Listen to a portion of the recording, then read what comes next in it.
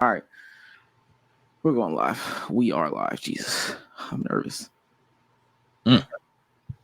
Is it live on the other side? Let me refresh. I don't see us yet. Let me go in the offline chat. See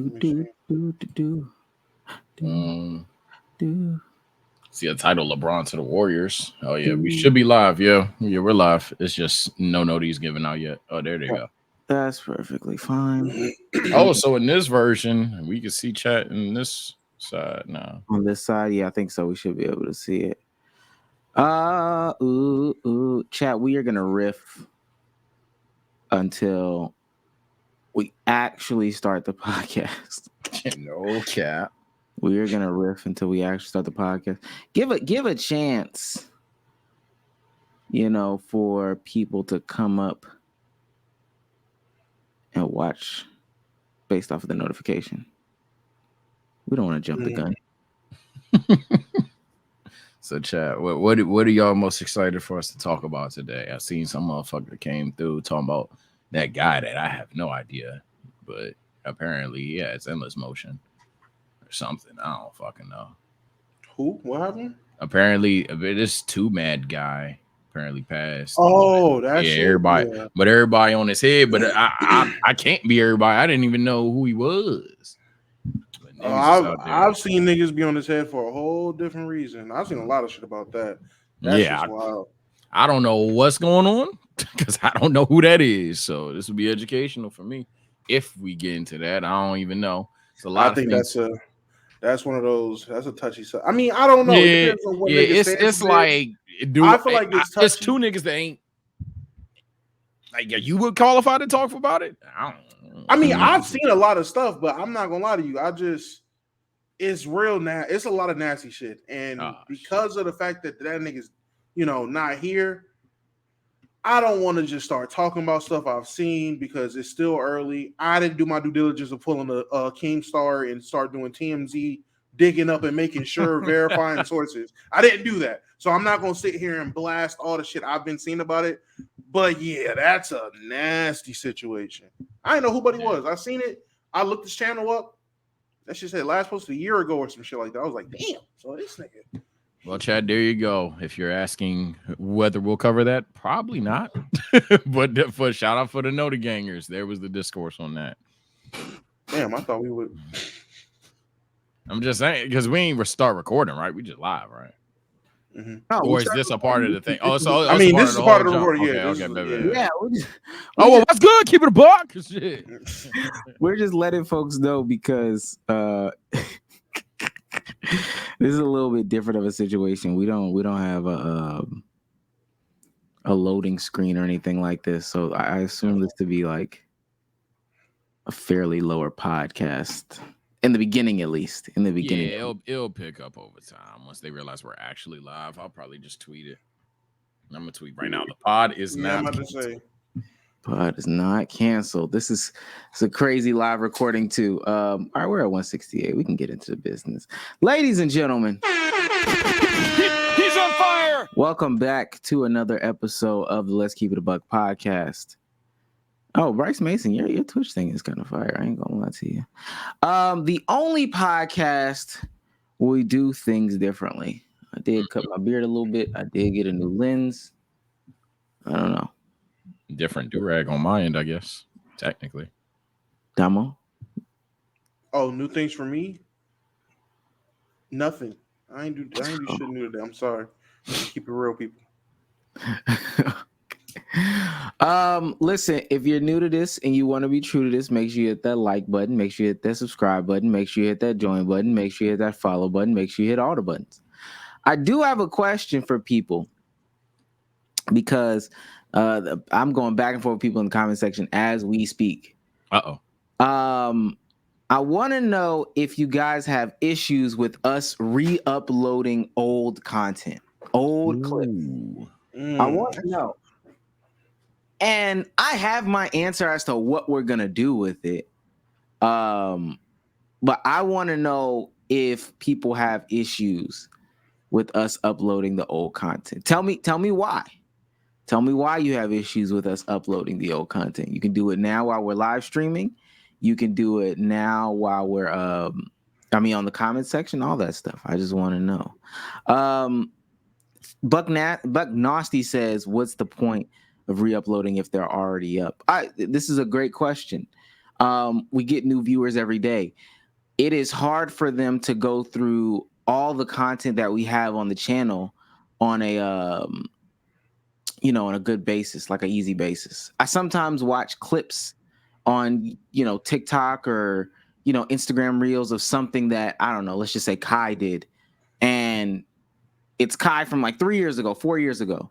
And because I'm new to the Kai verse, I want to get into the lore. Like, I want to know the lore. I want to know the rat story. I don't know anything about the rat story. Mm-hmm. So instead of going back and watching Kai's live stream where the rat came out, all 10 hours of it for that 2 seconds, if somebody were to upload a clip, I can get a better understanding of the lore. And also, sometimes the clips be funny. I ain't gonna lie. I'm about to say there's some moments, bro. Yeah, there's some moments. Like, I just don't. Why wouldn't we want that? Y'all niggas better not be complaining about getting content. Nigga, what? Especially if it's shit that, like, well, you gotta think about everybody. Think about the whole community, you selfish bastards. Dang, just because you seen the clip from 2 years ago around the first time niggas switched to YouTube, just because you seen it don't mean all the new people seen it. Think about everybody. We a big family. Think about everybody. Somebody said it does nothing for the old guys that have already been here. Niggas don't like reruns no more, I guess. I can't laugh. Sage, that's exactly what I thought too. I can't laugh. When I'm at home and I'm clicking the TV on and I see a rerun, I don't just, I'm never watching these guys again. That's a crazy concept. Hey man, we know what we did. We made our bed. We got laying it. These motherfuckers are better YouTubers than us. Unfortunate. This nigga said I rewatched every pod at least once. It ain't a problem for me. Shout out to you. God damn. I ain't saying all that. Hey, shout out to you. You different, my nigga. You a real nigga. You a trooper. You a real nigga. I ain't gonna lie. I couldn't do that. That's a lot of goddamn content. Yeah, I'm about to say I watch like half a pod every time. At some point, I'll be like, all right, I got shit to do.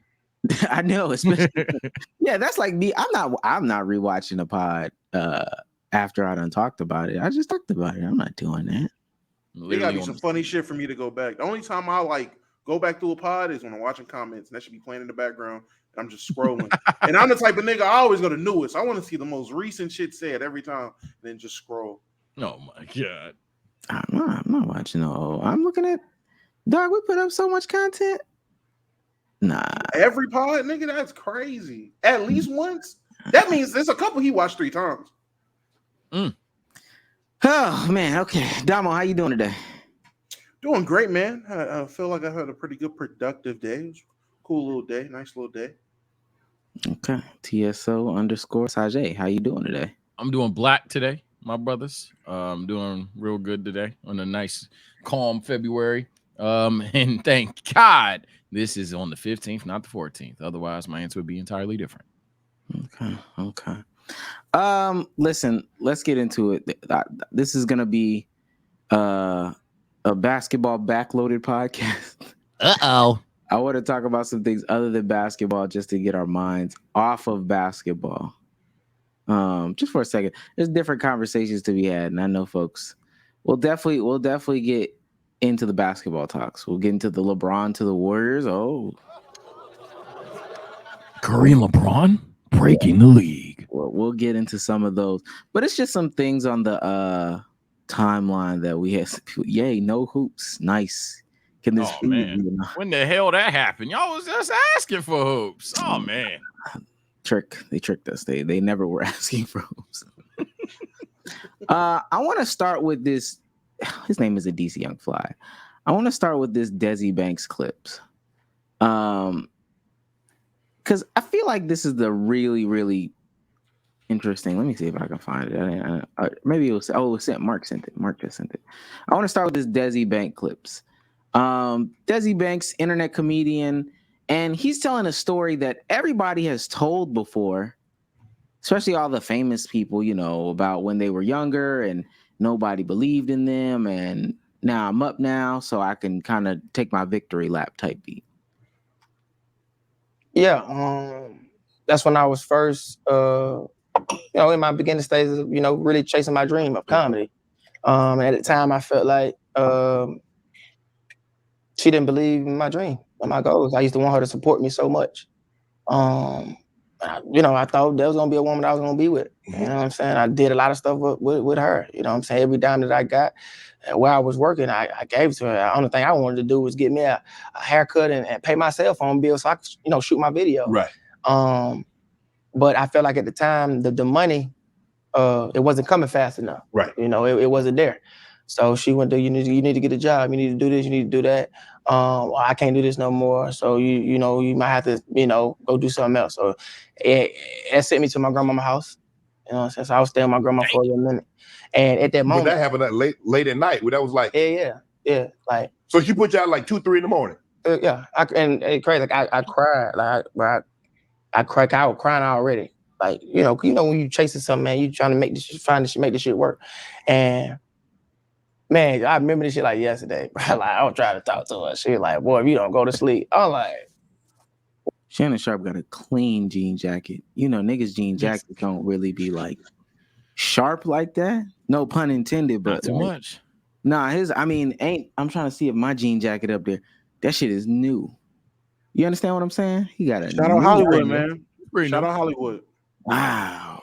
People usually really have jean jackets for years. He got for years.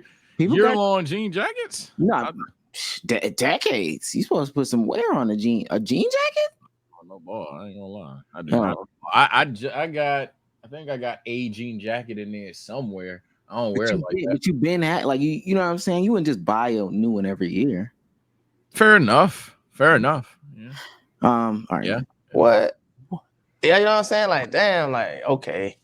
And that made me cry even harder. So I just walked in the living room and I was just like, damn, shit, like, all right, fuck it. You know what I'm saying? It is what it is. And like I said, I had this, I'm so spiritual, I'm so connected with God. I had this bubblegum wrapper, man. And this bubblegum wrapper that I held on for a little minute. I still got a picture on my phone.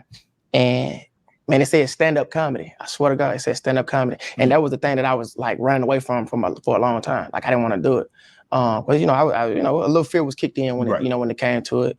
But also so crazy. I used to have these crazy dreams, bro. Like real talk. I used to have these crazy. Okay, he just starts rambling. A lot of you. But so how do y'all? Because I do have thoughts and opinions on this because I went through the comment section and of course it's people. Yeah, that bitch wasn't for you. Yeah. But so I want to hear how y'all feel about specifically that story because that's a story that's like old. That's time. So that's an old one. That's not uncommon. I ain't gonna lie. Kick out the house at 2 a.m. is crazy. I'm with him on that. But I say because we've all had that person tell us, you got to tee up. Yeah. So like overall, Chad, I swear I'm not like soup Captain Save a Ho right now. Hell, yesterday D-Ho ain't do nothing for my hurt ass. But I will say, that's how life is. It's not, that's the most 50-50 shit. They just literally weren't for each other. He's 10 toes into his dreams, right or wrong. You can live your life how you want to live your life. He 10 toes, believes on himself, and it looks like in hindsight it was the right thing to do because look, he blew the fuck up. Not everybody has that fortune though, which brings me to her point. Dog, you ain't making no money. You ain't even got like a tertiary job, a secondary job to at least get the bills paid or whatever. Like we going broke unless you get famous is crazy. So it's a mutual split up for me. If I had to pick a side, gun to the back of my dome, I might even admit Shorty was right, except for kicking that nigga out at 2 a.m. That's crazy though. He shouldn't kick him out. Damn. Oh, he left. Okay, if he left, that's different. Yeah, he was trying to cry to her, vent to her, get some consoling. And she was at 2 a.m. like, please, let's go to bed. And so he had left. And then even if she did kick him out because he was making too much noise, it was 2 a.m. She was trying to go to sleep. She got a job tomorrow. Right, fair enough. I relate to that directly with me and the family there. So I get it. And that's why I'm not mad at him as maybe one of y'all might be, or a comment motherfucker or a Twitter motherfucker might be, because I bet on myself. But hey, not everybody got to bet with you, nigga. Not everybody got to bet with you. That's a fact. I guess for me, I could definitely resonate with that story. I have a similar story of my own. So I 100% see where he's coming from, but I have the ability to take a step back for myself and look at it from other people's point of views, and I can 100% understand where the girl is coming from. If shit not working right then and there, you got to do something. Like, something has to be done. I'm not upset with her for not wanting to struggle or have to deal with unnecessary hardships in that situation, because that's what that is. You're choosing to do something over another thing that could definitely benefit the household. So I genuinely understand where she's coming from. I guess I have a bias because I was literally on the other side. I was that guy. That's a hard one. That's a tough one. And when you make that bet, oh my God, you gotta hope it pan out. Because if it don't, you look horrible. But when you do pan out, so shine bright. She'll be okay. This is my problem. So there's a couple of things. This is my problem. So if they're dating, and let's just say that the water bill is $100, right? Mm-hmm. And he said he was working and bringing her money. Let's just say all he was bringing to the table was $40. He needs $40 because let's say he makes $200. He needs $30 for a haircut. He needs $100 for his phone bill. And then we'll just say he has another 100. What did I just say? 30, 100, 130. So he has $40 left over. Okay. Right? Is that right? My math is I don't know, but we get the premise. He's going to pay the phone bill. And $70 left. He has $70 left. The water bill alone is $100. That leaves lights, food, electricity, gas, all these other things, rent, all these other things to be paid for, right? And so he said, I'm bringing her money and I'm doing all these things. Oh, Caitlin broke the record in fucking 2 shots. Damn, my nigga, the game just started. But so, all right, you giving her money, and it's only $40, and I'm supposed to hold you down, and I'm supposed to get another job because we need help. I don't think I understand. If I'm already working 35, 40 hours a week, and bills are starting to add up and pile up and stuff like that, and I'm supposed to get another job to work another 20 hours a week so you can make videos, I just don't see it. I don't know. And I'm gonna say this too. Yeah. The story is only told by the winners. This story is only told by niggas that won. That's what I was saying earlier. Yeah, it is not told by the losers. And to add to that point, if she were to come and say, if she were to come and tell her truth and say, yeah, I stuck by him for 10 years and it did not work, we would call her a dumb bitch. She would be a dummy. Can't just be a dumbass. Nah. All the way of nothing. You was 10 years of potential. You don't not even untapped potential, bro. You give niggas 10 years of potential. What's your human prime? I think I'm in my prime at 35. I might say your 30 should be your prime. Normally, I'm supposed to do all the 20s, and I'm just supposed to stay down, and it's just always supposed to almost work. I don't know if Dezi is like. I think he's saying this because this is his story, which is rightfully so. You get to tell your story. I think the people in the comment section that are like, and this is why you need to get you a white girl. This is why. Yeah, no, I seen that. You need to get you a white girl. This is why X, Y, and Z. Women won't hold you down. You better off single as a black man. All that stuff. It just wasn't. They just weren't for each other, and that's okay. That's legitimately okay. I'm gonna tell y'all something too. I'm not doing that. I'm not holding nobody. Yeah, it depends how much I'm pretty much doing everything for you. I think context 100% matters. 100%. So like 100, yeah, I ain't gonna lie. You're not my daughter. I'm good. Like you gotta cover something. It'd be something like it could be a 90% thing for all I care.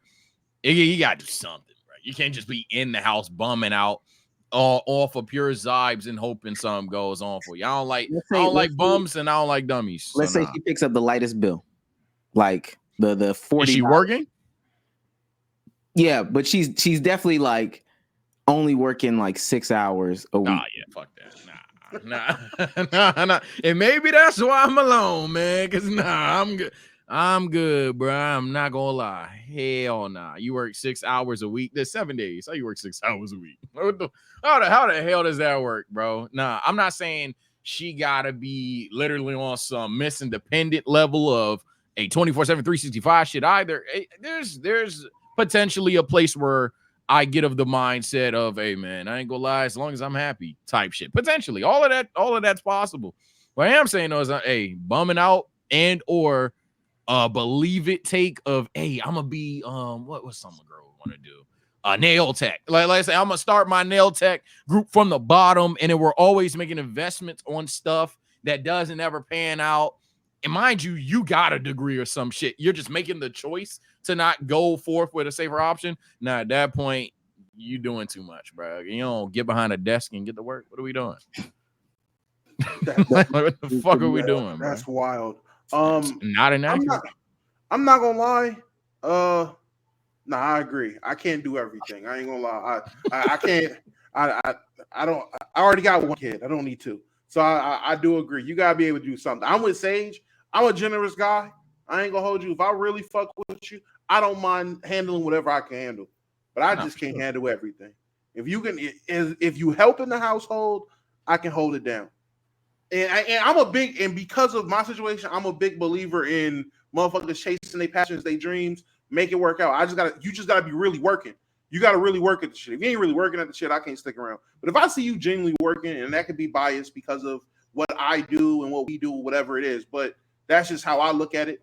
I've operated like that for a long time. So I might be able to make it stretch a little longer than the average nigga, but even I got a breaking point. I'm not gonna hold you. I got a breaking point. You're about the average nigga now. Oh, shit. I mean, patience-wise, I would say patience-wise. Oh, yeah. If she got work ethic, I'm with you there. Let me add that too. She got work ethic and shit bombing. I might had a hot take of being there longer than a lot of people would, even if it's bombing. But if you're like bombing and bumming, nah, I'm good. Go ahead. You just every other week you're trying to expand your business versus every day trying to expand your business makes a huge difference to me. I'm good. So let me ask you this, Damo. Last question on this Dezi Bank shit. Because I know the answer to my question because me and you were in sort of similar situations. Would you have dated like the girl version of yourself from back when that situation existed for you? Damn, this bitch on this little white bitch is good.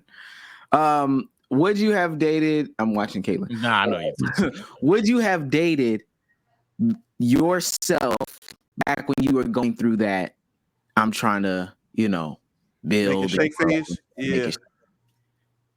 Honestly, yes. I would have. For everything that I was trying to do, anything I tried to make happen, I'm looking back on it. Would it have been hard? Yes. I'm not saying it'd been easy. But I would have did it. I mean, I would have did it. The seeds, because I'm looking back at it, the seeds was there for us. Like I seen the vision back then. Like what we was doing, I seen it. So if she has something like that, that's what I'm saying. If she's when I've dated myself, if I was dating a woman that was in my situation, I'm looking at it from the optics. The situation I was in, yes, I could see. Where was the podcast? Where was the podcast at around the time that y'all like? At the time that it happened, yeah, that was okay. Now that I'm thinking about it, nah. Oh man, I'm trying to think. That was around. No, that was at the start of 2022. So how many subs do we have? I want to say we were probably at. This was before that summer boom, so I don't even remember. We were at 20K, 30K. Oh, yeah, we was.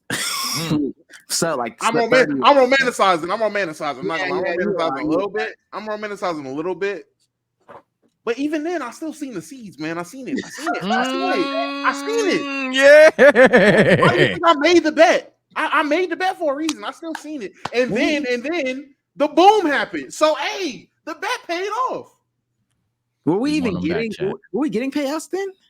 Yes, they were very small. They were like those was like the $500-$600 payouts. 500. $500-$600? Oh, okay. Yeah. Okay. That's around that time. Whatever we was making, because when I first got to North Carolina after the situation ended, we were getting around the $600 a month. Yeah, that's around where we were at. Okay, so if that's the number, I probably could date me then too. I probably could date me too then. Only because if they're working a little bit, I assume that they would they would be able to chip in. Like if they're working and they're doing this, I assume that they, Yeah. Was he at 0 during this? Like he doesn't say. That's the thing. He doesn't say, so you have to speculate. That is a major difference too. If like being monetized is a huge thing. Like I'm not gonna lie, 20,000, like 20,000 on YouTube.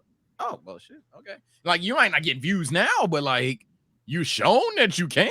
So fuck it, go ahead. Oh, but you know what though? And if I'm just thinking about who Dezi is.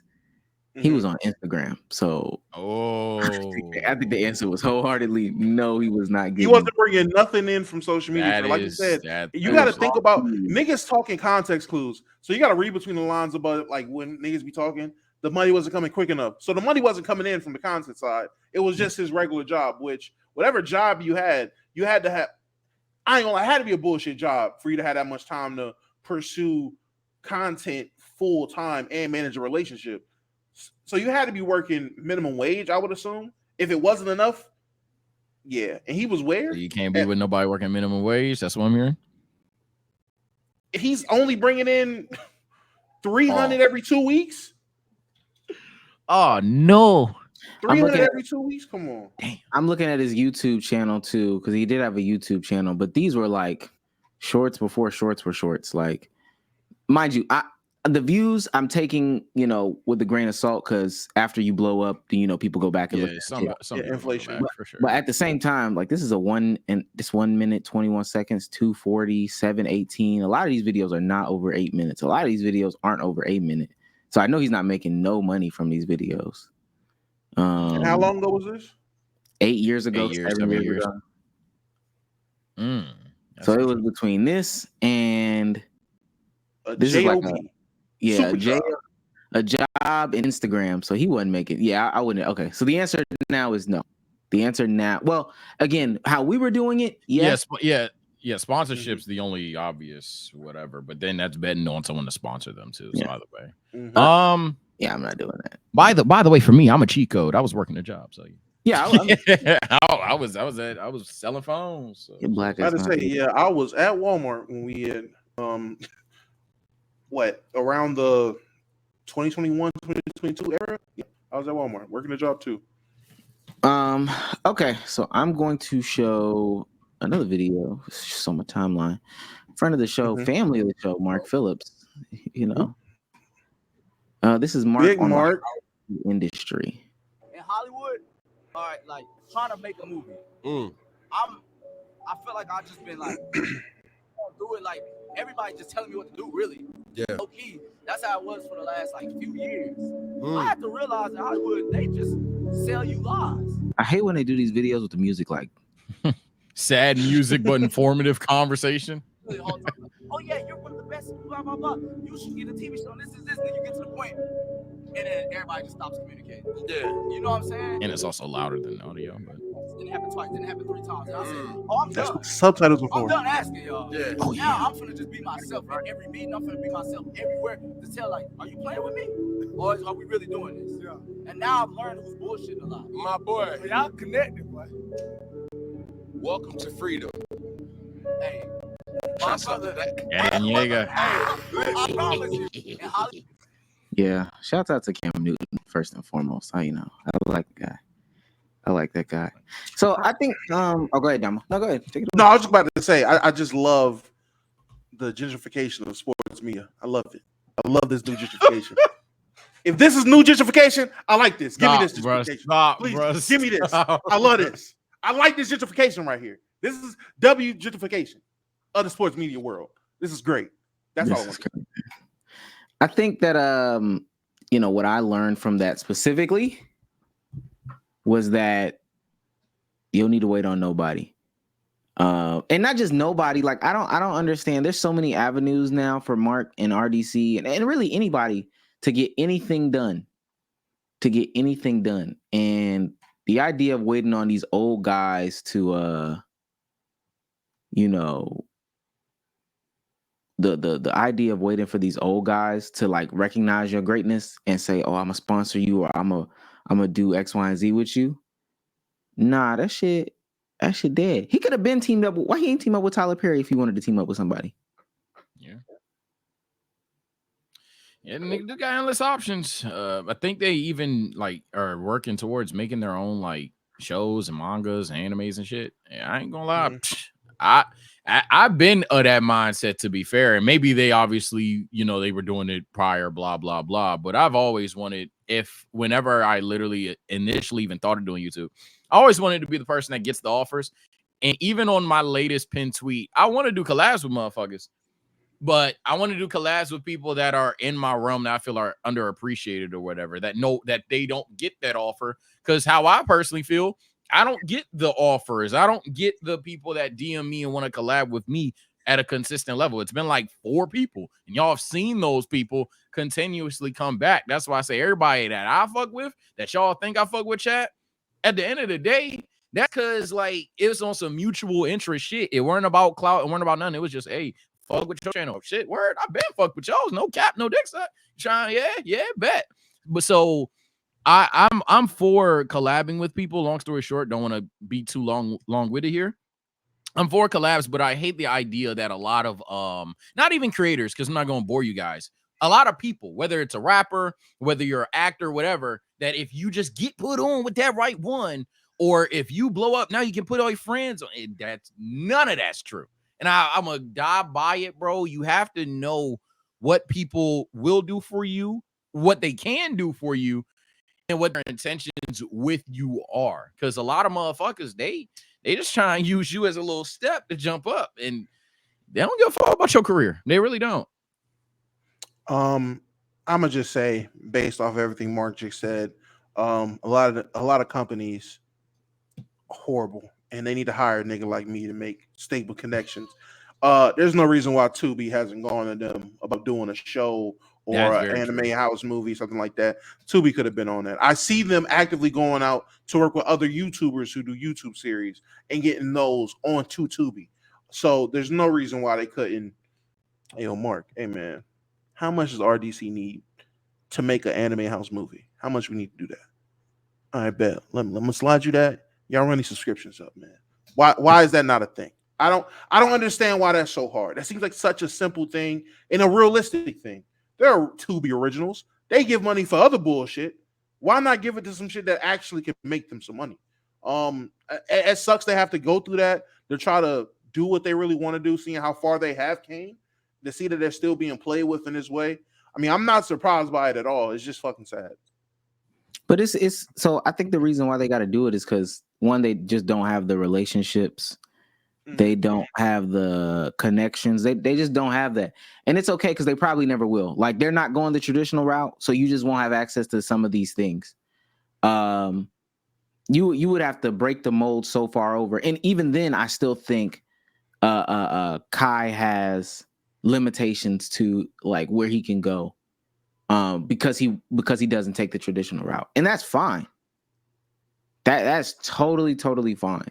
But you just have caps because that's the way the club is set up. They just the same way your club might be set up. It's caps. Like, all right, bro, we can't. You ain't come up with us. You don't do the same things as us. You're right. So I can only do so much for you, because of that. But I don't know. Me. And this isn't like I'm gonna say it. I don't need to preface that. Me working with AMP made me realize that like whatever you need is available. Whatever you need from audio, from video, from casting, from props, whatever you need, permits, all that stuff. Whatever you need is possible. Kai put on a movie. Kai did a movie and put it on his YouTube channel. I think they have 14 million views. Now, I know what Mark is trying to accomplish is something greater you know, especially lengthwise and probably manpower wise. But Kai put on a huge movie filmed off of a Sony camera, the same Sony cameras that they film Netflix movies off of. And if you want to make a feature length film and submit it to some film festivals, that works too. You got to redefine what success is, you know, because I know you probably want your own red carpet event and you wanted to cast The Rock and, you know, you wanted to have a Grammy nomination and all that other stuff like that. Or not Grammy, but, you know, Oscar nomination and stuff like that. It's not going to look like that for you because you're just not doing it the way that you know, you're not getting Terry Crews. No disrespect. Like, it's not happening for you. So you got to do it differently. You just and accept what comes with it. If they record their own shit, if RDC record their own shit, let me see. What are their videos pull? Like the anime house, and they pull numbers. They pull numbers. I seen someone ask, do they have the motion for it? Answer is obviously yes, because actors with significantly less motion get opportunities all the time in the industry. 1000% they do. Their Olympics 2 years ago did 13 mil. If we're sticking to Anime House, oh, you have it. Never mind. Oh, I don't have Anime House. Where's I don't see it. Yeah, I just went to popular. So the first Anime House has 12 mil. Another essential thing like Anime House they do, which is Hoodbender, that's at 11 mil. Same formula. I'm not naming every video they fucking do, by the way. Same video like Black Avengers, that's another one. Video Game House. By the way, all of these have 10 mil plus. Black Avengers 2, 9.9. Skip scrolling because those don't really count. These don't really count. Anime House 5, 8 mil.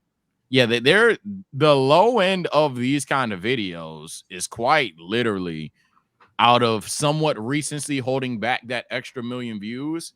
And we're looking at high 4 millions. Somebody said 11 million is small compared to actual movie theater numbers, though. Is it? I'm about to say, is it? I don't.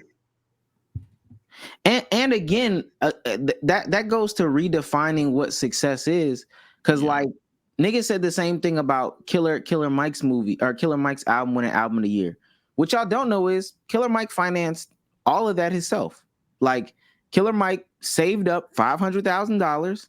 Called his friends Andre 3000 and the rest of the cast for favors, was in there producing all the beats and put it out. Sure, he's not going to get the same backing, and I'm not justifying, you know, the win or whatever the case may be because I don't care. What's it called?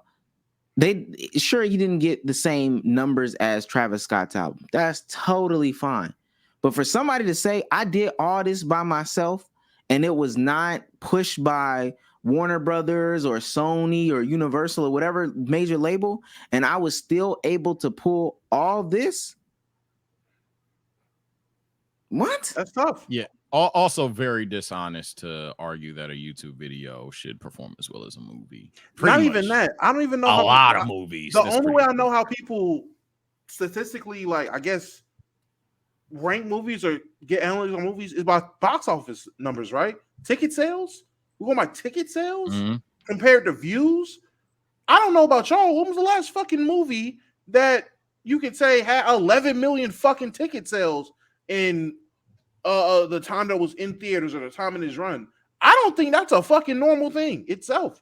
I don't think that's normal. That'd be crazy. And then even am I bugging? So Cardiac said,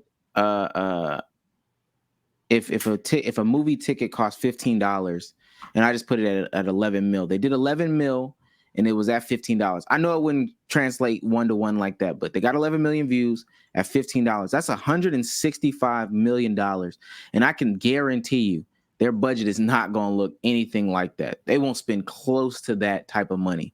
I think that's a huge W, even from like money standpoint. That's a crazy W. I don't know. Yeah, that's a lot of dollars. I mean, there's a reason why I'm looking for the views thing in case someone's like, well, I'm currently doing research live right now. But yeah, I mean, by that math, that sounds like a lot of fucking money. And then what I will say, while I still think it's somewhat unfair, and I also think they just look for the dollars anyway, I would ask at some point, if the question is originally, do they have enough notoriety for a studio to take a chance for them, to commercialize them, to give them high-end quality production, again, I would 100% say yeah, because less notorious celebrities and or actors get those opportunities all the time. So for sure, especially if they've proven that they at least somewhat fundamentally know what they're talking about. I'm not going to dare compare it, because you know how them industries be. I'm not going to dare compare a little old YouTuber to a movie producer, but they definitely have some realm of at least desire for it. So at that point, if I'm a studio, I'm looking for some dollars. I don't know. I don't know. Highlighting comments again. Yeah, that's because we're doing it a little different until the bro gets back. I'm just not a Go ahead, Damo. What were you gonna say? I was gonna say I just don't understand. I mean, I get it. You want to break the glass ceiling, but my nigga, it's a glass ceiling. Like I'm with Omar. You just got to do it the unorthodox way. You got to stray from the normal path, the normal route. Whatever you envisioned when you were 13, thinking you was gonna make this big movie and be whatever you envisioned. That shit has changed, my guy. You got to take what life gives you. Stop looking at these lemons on the ground trying to make orange juice. Make that fucking lemonade, my nigga. Cardiac saying, oh, he doesn't want a stream movie. You want a theater movie. Nigga, put the work in to show that you can do that. Show them why you deserve it instead of just not asking for handouts. That's not what he was doing. But instead of sitting there letting them play in your face, show these niggas why you deserve this opportunity, which y'all can easily do with the connections you do have. I understand they might not be deeply rooted in connections into, I guess, in the film world, but you do have connections in other places and in other areas that could open doors for other things for you. Use what you got. Like you're huge. Use what you have. And last thing I'll say, it's probably not gonna be you. Like it is not gonna be you. And mind you, I'm a proponent of like having the conversation earlier than you traditionally would. Or somebody would say is justifiable or deemable, but you got to realize how, in the grand scheme of things, movies have been around since what, late 1800s or something like that. Like I'm just throwing a number out there, late 1800s. So we're talking about decades. You know, we're talking about 100+ years, all that shit. Like we're talking about a long time. YouTube has been around since.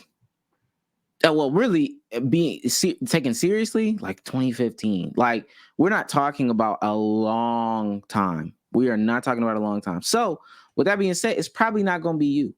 I think that a lot of YouTubers should really, really like understand that you work on your craft, you know, take some money, do a magnum opus, like do your big project or whatever. Because I'm going to be quite frank, all of my favorite things right now, besides sports, like the best version of it is on some sort of like, you basically like YouTuber, content creator made it. I think maybe movies is next, like a traditional movie, like a drama. But every other form of content, y'all know what my favorite form of like a dating show is? I love this show. Oh no. This is my favorite dating show. Please don't be the one show I think you're about to say. I think you know what it is. It is that show where they pop the balloon. They pop that balloon. I don't know. You don't know this one? You already know. I don't watch a lot. Oh, I'm looking at the screen right now. Sage. Oh, I definitely don't know that. I don't know that. Hey, this is reaction content, Sage. Hey, get in the bag early. Catch the new trend before I've seen everybody else these on Twitter, I think. And I'm gonna say this young lady right here, because there are some imitators starting to pop up.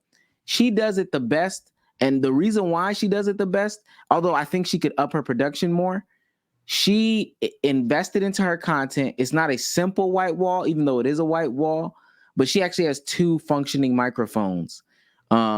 Now, do I think somebody with a little bit more backing and funding could do this better? Of course. But the premise of the show is they come out, every woman has a balloon. They come out, and based off of like the introduction, you can pop your balloon at any time that you want to. Pop your balloon. And if you pop your balloon, you out. She goes up, she asks, okay, well, why did you pop your balloon? They go into it, they get into it, ask some questions. But the long story less long is they're trying to find a match. This is like so authentic dating. Like the authenticity is so there. I feel like this is just so much better than anything. I think Jubilee videos are great. You know, 20 versus 1. I definitely don't. better than like television. The one thing that they have to work on is like scripted dramas and stuff like that. But like, man, yeah, we have the potential. Like YouTubers as a whole, content creators as a whole, we have a potential, but it's gonna be a different journey. Trust me, them people didn't. You think them niggas built 100+ years of credibility to let y'all in after y'all only been here for sub 20 years? I ain't even been here for 20 years. No. Chat, as this topic gets towards end, how the fuck do you find movie views? I'm getting cooked right now. I'm telling you, bro. I'm telling you. Do you find, like I know they hide it for a reason, but dang, they don't. It's not a normal thing to just say how many views or how many like. That's not a normal thing for movies. They always go by sales. That's why Cardiac, when he did it, he did the correlation to however many $1 million would correlate to how many ticket sales, which correlates to a view. It's so fucking hard. So for whoever did that to randomly just say 11 million views is kind of meh compared to movies, nigga, how would you know that? Yeah, I like outside of the highest end one. So like when actors go on TikTok and be like, oh yeah, this movie just hit 5 million views, or this movie just hit 112, whatever. Like unless motherfuckers do that, I haven't seen anything. So I'm like, I'm gonna keep searching. I'm not page 2 and move on, motherfucker. I've looked up very niche movies. I'm scrolling them right now. Maybe I suck. I see they do go by grossing, but I do see list of on Wikipedia list of film by box office admissions. But this only has like the top film. Yeah, that's what I'm saying. Yeah, it only has like Titanic and shit, and I'm not gonna compare them to the grossing movie of all time, like fucking Avatar. So like, all right, well, I guess that's exactly what's on here. I think the lowest one on here is 100 million. Yeah, I fucking guess. Which I'm not gonna lie, Mr. Beast does have a video on YouTube that has 100 million. So like, you know, I can't really say. I just think that that's interesting. They get fake views via ticket sales. Oh yeah, it's definitely intentional. Because if it wasn't intentional, Netflix would show them. No, we all know it's intentional. But I thought someone had the stats, and I was like, oh well, shit. Let me go ahead and find the stats. Mr. Beast, his Squid Games did 574 million views. Yo, we normalized that shit, bro. Like we just get numb to how wild that motherfucker is. Yo, Mr. Beast. That nigga's a beast, pun intended. But like on some real shit. Why couldn't Mark, and I mean, I know this is a super stretch, but this would be a sign of you actually using your resources and it's just you can use to pull something off. Why wouldn't Mark try to connect with Mr. Beast or a bunch of he should do that versus try to do a fucking movie? Yeah. Why wouldn't you do that? And not to cut you off, but to cut you off, like this is, I know Mr. Beast uses his studio, but this is why Mr. Beast has a whole movie studio, and he has the second biggest movie studio in the Southeast, if I'm not mistaken. Like, you have it. Again, I know niggas don't like him, but I'm pretty sure y'all are trying to knock on Warner Brothers' door. Yeah. Tyler Perry is right there. 50 Cent is right there. Even Oprah. Like, these people do production, and I don't think that you have to be the biggest name to go through their shit. Tyler Perry has every asset that you need. Y'all can make all the jokes y'all want. That's it right there. That's it right there.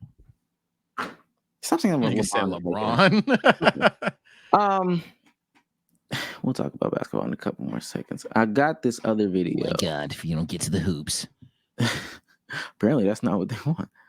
I told you about this. The 6th grader last time. This is an 8th grader.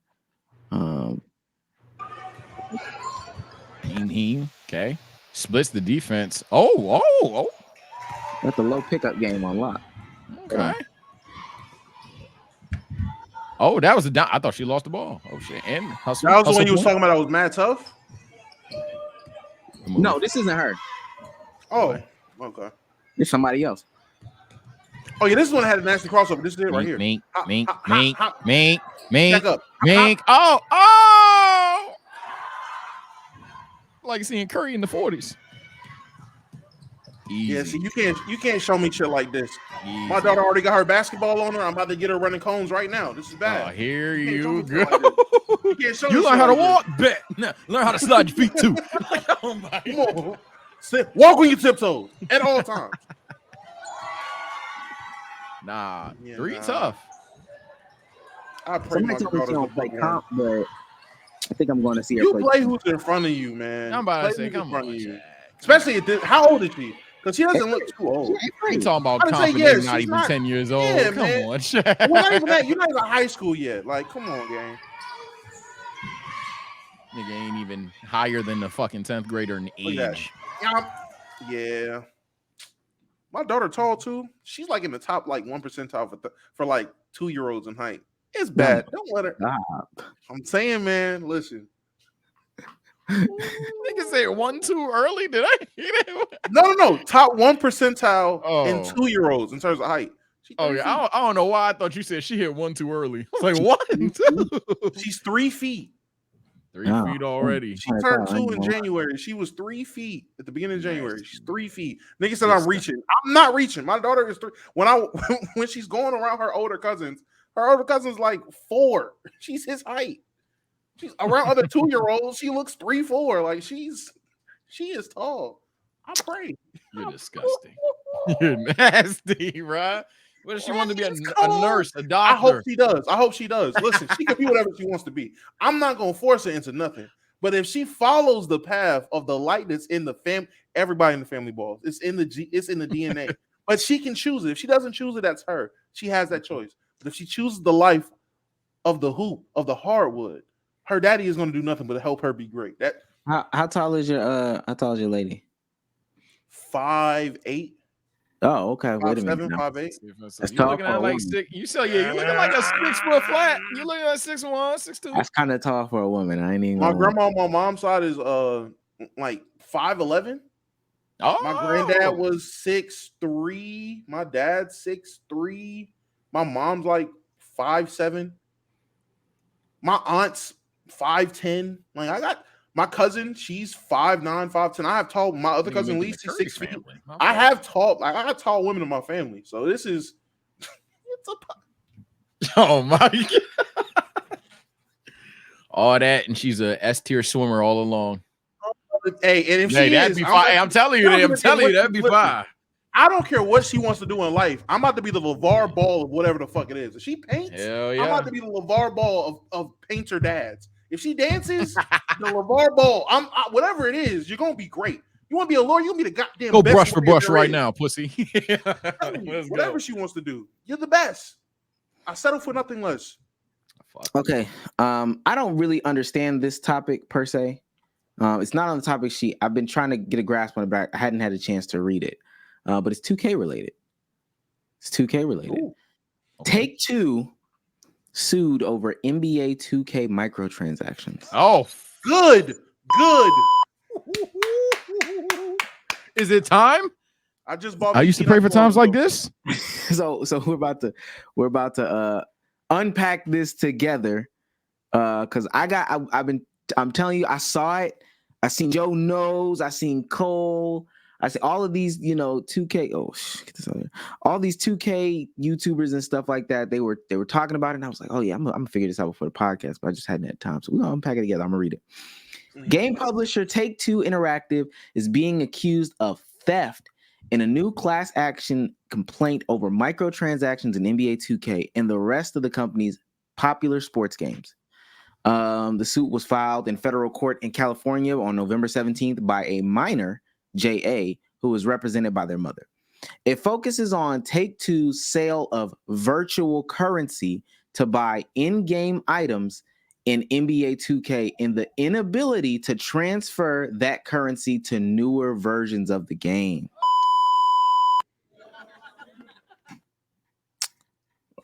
Y'all with it? Hell yeah! Fuck Ronald!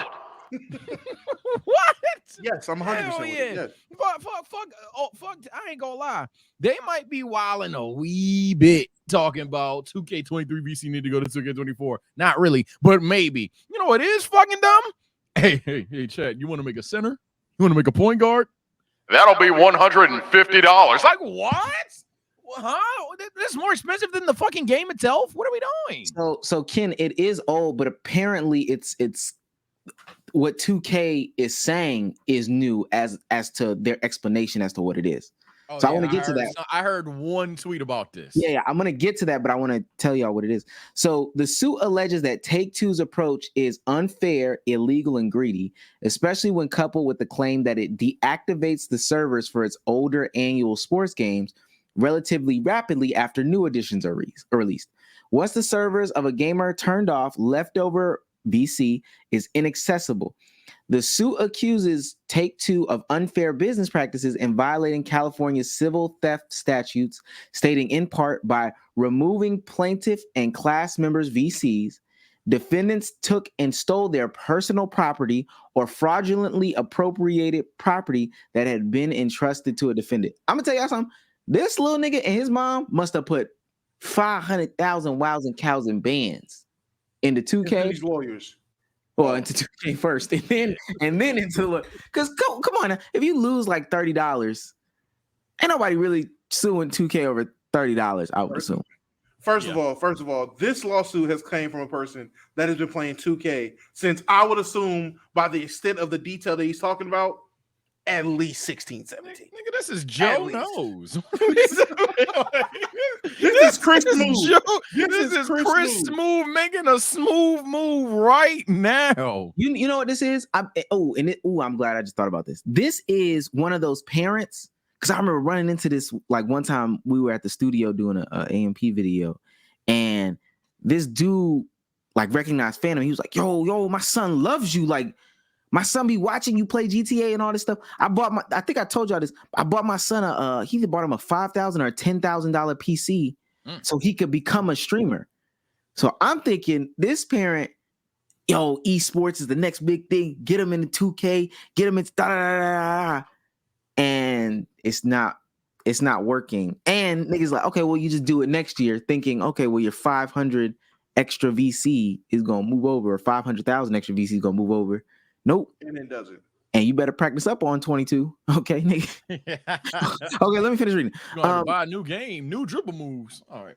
The other side, this is Take-Two. A rep for Take-Two declined to comment about the allegations to Axios. That's the article. The publisher's lawyers have not responded in court. The big picture: microtransactions in games are lucrative for publishers and a focus for Take-Two, which bases part of its CEO's compensation on customers' purchases of them. They are particularly controversial when tied to randomized rewards as so-called loot boxes, which have drawn scrutiny from regulators and governments around the world. Take-Two was sued over loot boxes in NBA 2K by another minor in her guardian in Illinois last year. But in October 2022, a judge ruled the matter should have been settled through arbitration, leaving any resolution out of the public eye. So I want to read to y'all what I gathered is their response to all this, because it's now shaking out. 2K said, Take-Two, 2K said, VC is not a plaintiff's property. Instead, in-game VC are fictions created by game publishers subject to the publisher's term of service and user agreements. What the fuck is fake about my dollar? That's crazy. Donations. That's gifts. So essentially what they're saying is, when I spend, and we're gonna be dead serious. When I spend between $60 to $100 for each build I make, I am not technically buying currency that's equivalent of my money. I'm just buying fictional gobbledygook that you allow in your game that technically in the terms of service you're saying at any point in time, I can snatch your shit. This shit can be no more. That is insane when we're talking about virtual currency. It's literally the VC stands for virtual currency. I am literally buying my virtual currency. And now you're telling me technically we selling y'all niggas fake VC. We're getting fake VC. We're paying. I have spent an ungodly. I'm getting actually hot on the inside because I have spent an ungodly amount of money over my life playing 2K for something deemed not even real. I wish they would never say this about Robux. They'll never say this about COD points.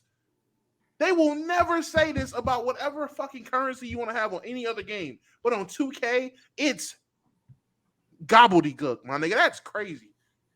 Then they ban you for somehow getting fake VC, claiming that you're stealing from the game, but simultaneously you're not stealing anything because you know what's insane to me? The idea that these niggas could have just straight up said to unlock your 3-point stat up to 2 attributes. Yeah, that's equivalent to $2.99. But they don't want to do that because they know it's bad business. So their solution was virtual currency. But then that same virtual currency that requires the US dollar to get now isn't real. Oh shit, bro. I'm not gonna lie. Yeah, tell that to any My Team player. Tell that to any person that avidly plays Parker 2K. And it's essentially, unless I'm mistaken, they're implying that it's like a skin. They're calling VC a Fortnite skin, except this Fortnite skin actually adds more to your gun's damage and more to your jumping ability and more to how you land quicker and more to your armor and more to your health. But hey, that is not like yours though. That's not something you're paying for your player. That's just a skin. Fuck out of here. Shout out to iPod King Carter. He was actually the first one that I saw put this, and I wish I know he's probably in Indiana. We should have been able to get him on here. Really what they're saying is, because in order for it to be real, they would have to make a way where you can cash in your VC or transfer it over. So if you put in 500, you only use 100, you should be able to cash in for whatever VC is worth. They would have to make it like real currency, like, your dollar versus the euro, or your dollar versus I don't even know, crypto, like, cryptocurrency. Damn, what's the big cryptocurrency? Bitcoin. I'm tripping. Bitcoin. I'm tripping too hard. But that means that there would have to be some sort of conversions. There would have to be some regulations. They would have to, send out tax documents and all that. But more importantly, at any given time, if you wanted your money back, Sage, they would have to give it to you. And not necessarily right then and there, but, they would have to at least start the process. And that means if there was a mass... Well, the new games come out in September. If there were, let's just say, $100 million in VC on 2K24, we're on 24. Yep. In September, when 25 comes out, that means 100 million people would cash in and get that shit back. And we would have to wait to see if they're going to put it back in. No, because then we're going to have to pay some fees. They're going to have to pay. That's too much. Just have it to where, 100 million exists over here.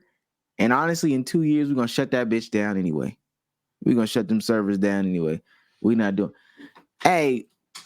Especially the nerds. They've been talking about it for a minute. Microtransactions are actually pretty bad.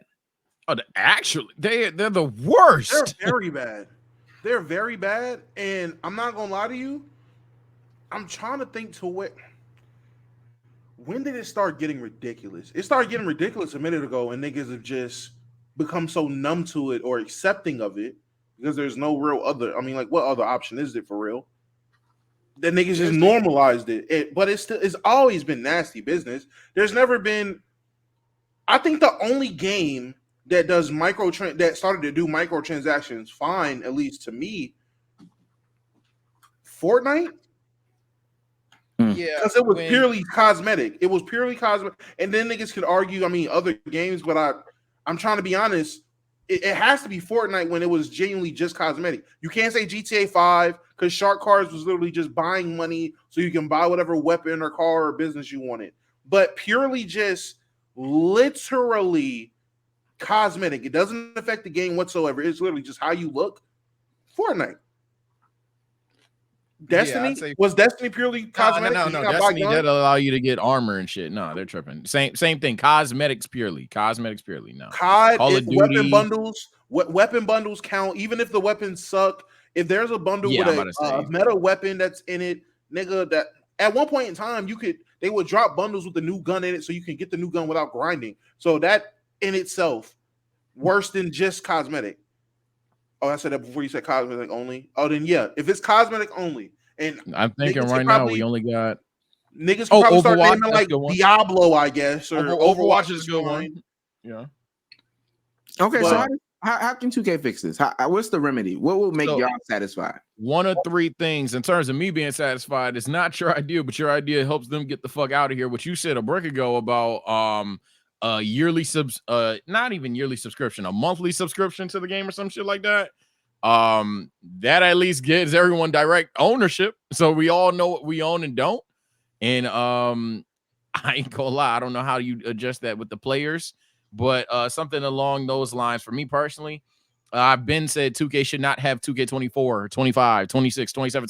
Bruh, NBA 2K, have a fat ass update. Hell, have a $60 update. Go for it. Niggas will pay for it. Hey, I'm just letting you know. You can go to Sunset Beach, but it's not going to be that many of you niggas without Victor Wembanyama update. And you ain't got the Vic update. You living in patch 6 last year. Do that. Have that way you don't have to have this worrisome idea of, oh, what are we gonna do when we make a new game and the VC gotta transfer? You don't gotta do that anymore because it's all right the fuck there. So no yearly, no annual release of 2K. Put it all in one game. Have the update be $60. I'm not saying you gotta lose your dollars. Have the update be $60. And ball from there. That way, when people make players, even if they want to make a new player or whatever, hey, man, you have the last thing. And when you're making a new player, if you delete the player, you get the VC for whatever was put into said player. You get it back. Versus, okay, we have the $60 update on 2K. I made a center last year. Not gonna lie, I'm tired of listening to these bum ass point guards. I'm gonna show you how to dribble in 2K26. Delete. Oh man, now I gotta pay 120. Not this year. Instead, I get the 189,000 VC with the animations. I get all that shit back, and I get to put it on this motherfucker. There should have been no reason, and I'm gonna let y'all go. There should have been no reason YouTube pranks were so effective with I deleted my boyfriend from my player. Should have never been a thing. In very much hindsight, that's crazy. that was such an effective prank. In the hassle you got to do to get the player back at a push of a button, at the slightest stick drift, your whole fucking a lot of people call it investment. I would call it an investment. Is gone. This is crazy, bro. I would say the way they fix it, to me, I have a different approach from Sage because I understand what sports game culture is, and I understand what market they're in at the end of the day. They're a sports game. Sports game culture is a re-release of the new game every year. I won't even be mad at that. I grew up with that. It was like that before me. I have no problem. That is what that market is. I'm absolutely okay with that. Drop a new game every year. Cool. The online factors, because we are seeing other games do things, what you do to increase your product is take good ideas from other companies. Therefore, we see with Call of Duty, we see they adopted a system years ago to where you have a Call of Duty account. And that account transfers over next Call of Duties, everything like that. Yeah. Things transfer to the next game. You choose what can transfer, how things transfer, whatever it is. Transfer between multiple games. You do that with 2K. This would have been the perfect play. So now niggas had to make 2K accounts. So whatever all these accounts, you could have just put a little bit of your money that you've been getting, goddamn bundles or whatever it is, put a little bit of that money into that server and stay safe and is able to transfer over the next couple of 2Ks. I'm not going to say everything can transfer over, but there could be like you get a certain portion back based off how many my players you had. Like in my opinion, or something like that. A system in place where if you put money into the game, if you put money into this fake VC, you're able to get something out in terms of going to the next game. I do agree. I understand as a business. I understand how the game works. I'm not going to say just go ahead, open up the next game. We have the ability to have literally a free player off rip. But if I can get 70% of a free player for all the money I put into the previous game, I would be happy with that. I also would revert the system into being like whatever your builds are. I give it the build creator. I like how the build creator is personally. I like how the build creator is. Niggas can make whatever they want. However you like to play, you can make that. I don't give a fuck, man. Make it cheaper to make a player. Go revert back to where it was cheaper to upgrade your mod players Or if you're going to keep it at this rate, increase the amount of VC they give you for doing things offline and actually playing the game. There's no. I can tell. What happened? You pissed. I just can tell. Oh yeah. There's no reason why. There's no reason why I'm only getting at max if I play a game of 2K.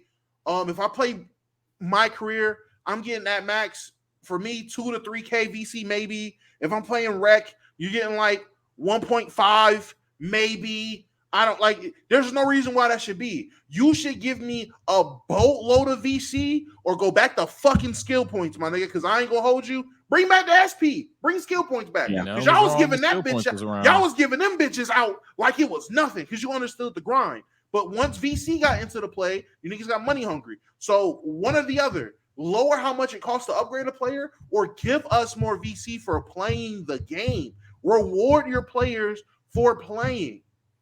Then I'd be happy. Yeah, I actually have nothing to add because Damo wrapped my point up pretty doggone well. An account would solve all this. Let stuff be transferable.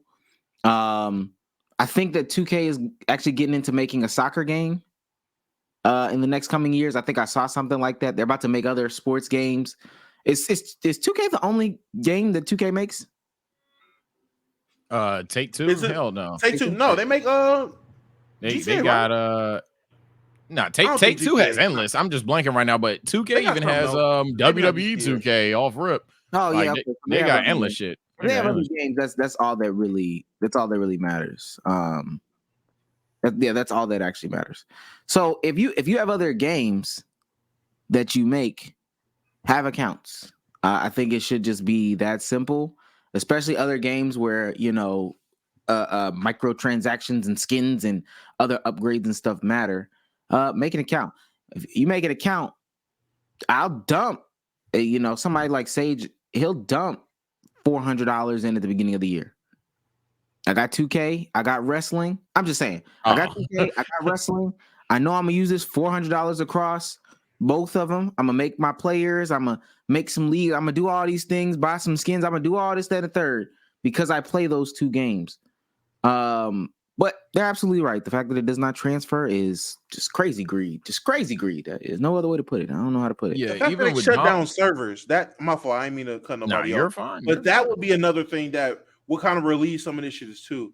Looking back at how many games you can go back and play the old versions of in terms of other sports games, my mind, because of how much 2K I play in terms of sports games, I don't play Madden like that. I recently got into baseball, like MLB, so I haven't went back and played the old ones. When I go and look on YouTube, my mind is like wrapped to think every sports game is doing this, where you can't go play the old versions online no more. And that's not true. You find older sports games, you can still play online on a lot of these sports games. They don't shut their servers down. It might be shitty. It might be a bad experience, but it's a fucking option. It's an option that you can do. If you spent fucking a shit ton of money on Madden 17, you can go back and play, and I'm hypothetical, but you can go back and play Mutt Team on Madden, whatever it was, when you spent hella money on it. That's not going away. How far back can you go back in 2K right now? Right now, you go back. They recently shut down 22. They shut down. Yeah. They shut down 22. Yeah. Oh, that's pretty close. No, they shut it down rather quickly, man. I was literally guessing 20 because that's the furthest you can go. I was just gonna say, even if you gotta if we gotta be a little bit more practical, stay with the annual release. Hell, you still gonna have to pay for your player to a degree. I'm still at the mindset, I ain't gonna lie. Let the old player stay, though. Stop with the 10 save slots. The idea that you only got 10 slots is actually ridiculous. Let a motherfucker be like, hey, this was your player from last year. Now, the meta may be different.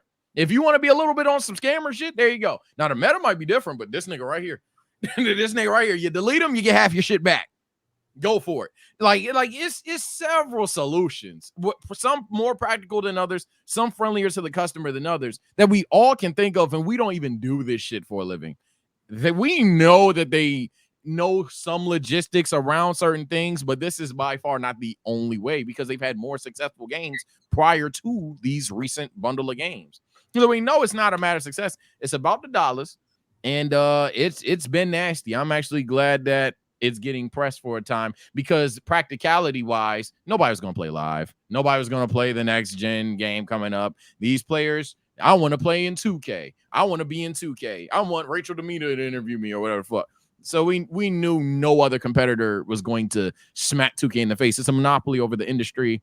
Thank God it seems like it might implode from the inside. Because my God. All right. Well, let's keep it going. We can actually get into some of that basketball now. Elbows, eyes. No, I didn't know.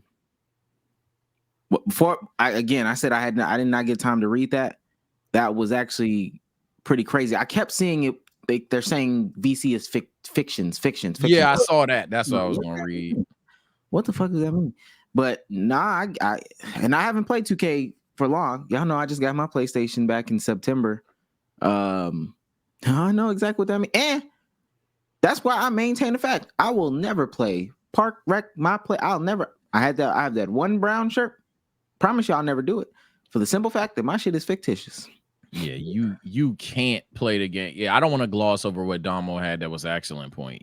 The idea that we had an argument pay to play versus pay to win was so nasty because you can't play that bitch offline and in a week be good. It's literally, unless you're gonna ball out with an 85, which skill, we're not talking about that. We're talking about getting to a 99 overall, be good.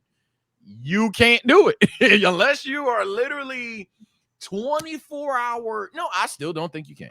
I really don't think you can, bro. Like, you have to, man, that shit's pathetic. The idea that you literally can't be a 99 unless you are like literally what's 24 times 7, 138, some roughly something like that. Oh no, that's not even close. Oh my God, it's like 230, whatever the fuck. The point is, dog, that's just depressing. That's just depressing, bro. All right. So I don't know if y'all heard, but our glorious king apparently had an opportunity to join the enemy. And that's why, because it just makes sense. It just makes sense. Smack Rich Paul in the back of his noggin, bro. I swear. The enemy. Who's the hump? Let's And we broke my heart. Close to Steph and LeBron teaming up is extraordinary. Yeah, I think there's two different ways to look at this. Obviously, if you're a fan, your initial reaction is going to be to dream about the concept of LeBron and Steph playing together. I don't think that was ever close to happening, but I think it does show that there was a lack of information. There's a lack of information from these teams because Woj and Ramona also reported that the 76ers called the Lakers about LeBron, because just the way things have gone for the Lakers this season and the passive-aggressive moves that LeBron has made left people wondering, how does he actually feel about the Lakers? Where is his head at about them going now and going forward? And he gave an emphatic, I'm committed here. And, Rich Paul went on the record publicly last week saying he's not going to be traded. And that's why I think, Greeny, the Lakers were probably okay going to LeBron and Rich Paul with this opportunity because they wanted to find out where LeBron was too. Because LeBron was, putting up emoji tweets and, refusing to talk about it in the media. And so what ended up happening is LeBron ends up recommitting himself to the Lakers, saying, no, I don't want to be traded. I want to be here. And then the Lakers don't do anything at the deadline. I think those two are related because they operated knowing that LeBron was solid. Now, where LeBron might be in the summer when, by the way, Philadelphia is going to have max cap room, that's a different conversation. But I actually think this was more about checking in on an information void than it was about a trade that actually could happen. Now, that's not the only bit of LeBron James news, which is actually crazy. We have reports coming out of Phoenix about LeBron James. Oh, remember Daryl Morey? Oh, well, no, I take it back. Oh, yeah, no. This is Daryl Morey. Phoenix contacted Phoenix to inquire about the availability of Kevin Durant, Bradley Beal, and Devin Booker, and also reached out to the Lakers to check on LeBron James. Again, I mixed those 2 points up. My bad, but we can get into both of those in time together. So, one, what are our thoughts about you guys' guy? You guys' guy. What's going on? Future is looking dark. Look, I'll start it off by saying this, man. This isn't a new conversation. It's just a conversation we're unfortunately to have to talk about again. For those that have this thing called amnesia, revisionist history, we talked about LeBron in the Philly jersey like 2 years ago. It's been a thing. It's LeBron, just this time. Let me just. Can we say that though? Can we just say that LeBron? What? Embiid's knees are crazy. Oh yeah, no. Yeah, I wouldn't want him. We can talk about where LeBron should go in a second. Philly really has wanted LeBron this whole time. I wouldn't put him in Philly where he essentially has to play with another guy who any given day isn't there. Like that's like he's a guy that any given day he's not there. So Maxey I wouldn't. Is there? Let's not act like LeBron and Maxey. Listen. All I'm saying is this, and this is why I low-key hope Embiid does not come back. If Tyrese Maxey can maintain this ship until the playoffs, that proves a lot to me. Because my argument against him, and I know this is about LeBron, but my argument against him was, him, Halliburton, him. I'm not comparing a 1 to a 2. I'm not comparing a guy who has the luxury of being next to Batman. You're telling me you're a dope superhero. No, show me you putting on the goddamn cape, Nightwing. Let me see what you can do. And if he goes out there and he steers this fucking boat just to maintain a solid playoff spot, if they don't plummet in the standings, potentially have to be a play-in team now because Embiid's not there and Maxey's hooping, I think LeBron looks at that. Okay, you got me who is still the fucking GOAT. Like I'm 3,900 years old, outrunning goddamn rookies and young guys in their prime. I'm a goddamn myth. I'm the closest thing to Wilt Chamberlain these people's ever seen. You have that, and I got this little nigga Maxey who I have experience playing with up and coming young scoring guards. I've done that with Kyrie. I've done that. My thing with LeBron, I personally do not mind you leaving if we can trade you. But if I can't get nothing for you, you retire a Laker. If you committed to us, hey, draft Bronny. You're here for the long haul, buddy. You're retiring a Laker. Because you can leave. I need something for you. You can't walk. There's no way. We lost Kobe and we just let him walk away. We got nothing for Kobe, and look where that put us. I'm not trying to have 2 potential GOAT candidates walk away from the team for nothing. I'm sorry. I can't. Yeah, that was going to be where I was going to tie the bow there. LeBron, look, man, we could talk Philly. We could talk Phoenix, talk Golden State. I don't give a fuck where we talk. We better be talking somewhere because a lot of people back then, years ago, were talking about you live with it, you die with it. You truly don't. Because at the end of the day, we're talking about different times, different eras, all that shit. Hey, man, it's a two-way street. It sound like, hell, people in the chat keep talking about Klay got benched tonight. I'll address it just so y'all don't have to keep saying it. Klay Thompson got benched tonight. Shit changes. And you know what else about to change? This LeBron trade news. I ain't gonna lie. Like, there's no way we are responsible franchise if we let him walk unless he wanted to stay the entire time, genuinely wanted to retire here, and then y'all pissed him off for some shit. Ultimately, it'd be bad business regardless. In terms of the contextual difference between the two, I must address that before niggas yap it up. Yeah, there's a difference between now and back then. 2 years ago, it was about planning for the future and taking it as all right, you got your fluke ass ring, now let's ball up. This one obviously is a bit more desperate. You're looking at a situation where you niggas are starting to finally get your stride going, and what, you're the 8th, 9th seed? Like we cooling, we there, but we don't even feel like serious contenders all the time outside of, the hope that LeBron and AD get hot at the right time, because anything can happen when those two get going. I just think that I like the conversation a wee bit in the sense of, we got to prepare for that next era. Is AD involved in that next era? And if so, what can LeBron get us? What team would want a LeBron James? Now, when we talk about Philly, I'm not gonna lie, it sounds fantastic for LeBron. Sounds horrendous for us. I don't know, especially if they keeping Maxey. I don't know what the fuck we looking like. They got LeBron, Embiid, Maxey over there, and we walking out with Tobe for cap filler and Zobs. That'd be the most depressing shit I see in my life.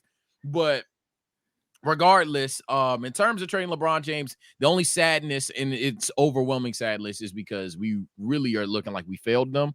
And whether it's coaching, roster, or they failed us. It's sad to look at the Lakers and be like, damn, y'all couldn't win with the star but one time. We've got to stop with the GM stuff. We've got to stop. And that was like one of the top comments on last pod or one of the last videos or something like that. We have got to stop with the GM narrative. Okay. He's made it clear he wants to be there. I can't think of a move that looks like anything since he's been in LA that resembles something that LeBron James spearheaded. And I know somebody in the chat or in the comment section is going to say the AD move. The AD move was there. I don't think LeBron spearheaded the AD move at all. I just do not believe that. But if we say Russ one, I'll tell you that now. The Russ and that is so revisionist based off of the Russ situation, like how it happened, all that stuff. They had to come together and have a conversation about how this is gonna work. If DeMar ended up there, different conversation. Nigga, people have to. They traded away Caruso, or not? I'm sorry. Let me take that back. Didn't trade away Caruso. Let Caruso go. So I don't know how this is a GM situation. He's staying here. This is his biggest GM move, is the fact that he's saying, I want to be here.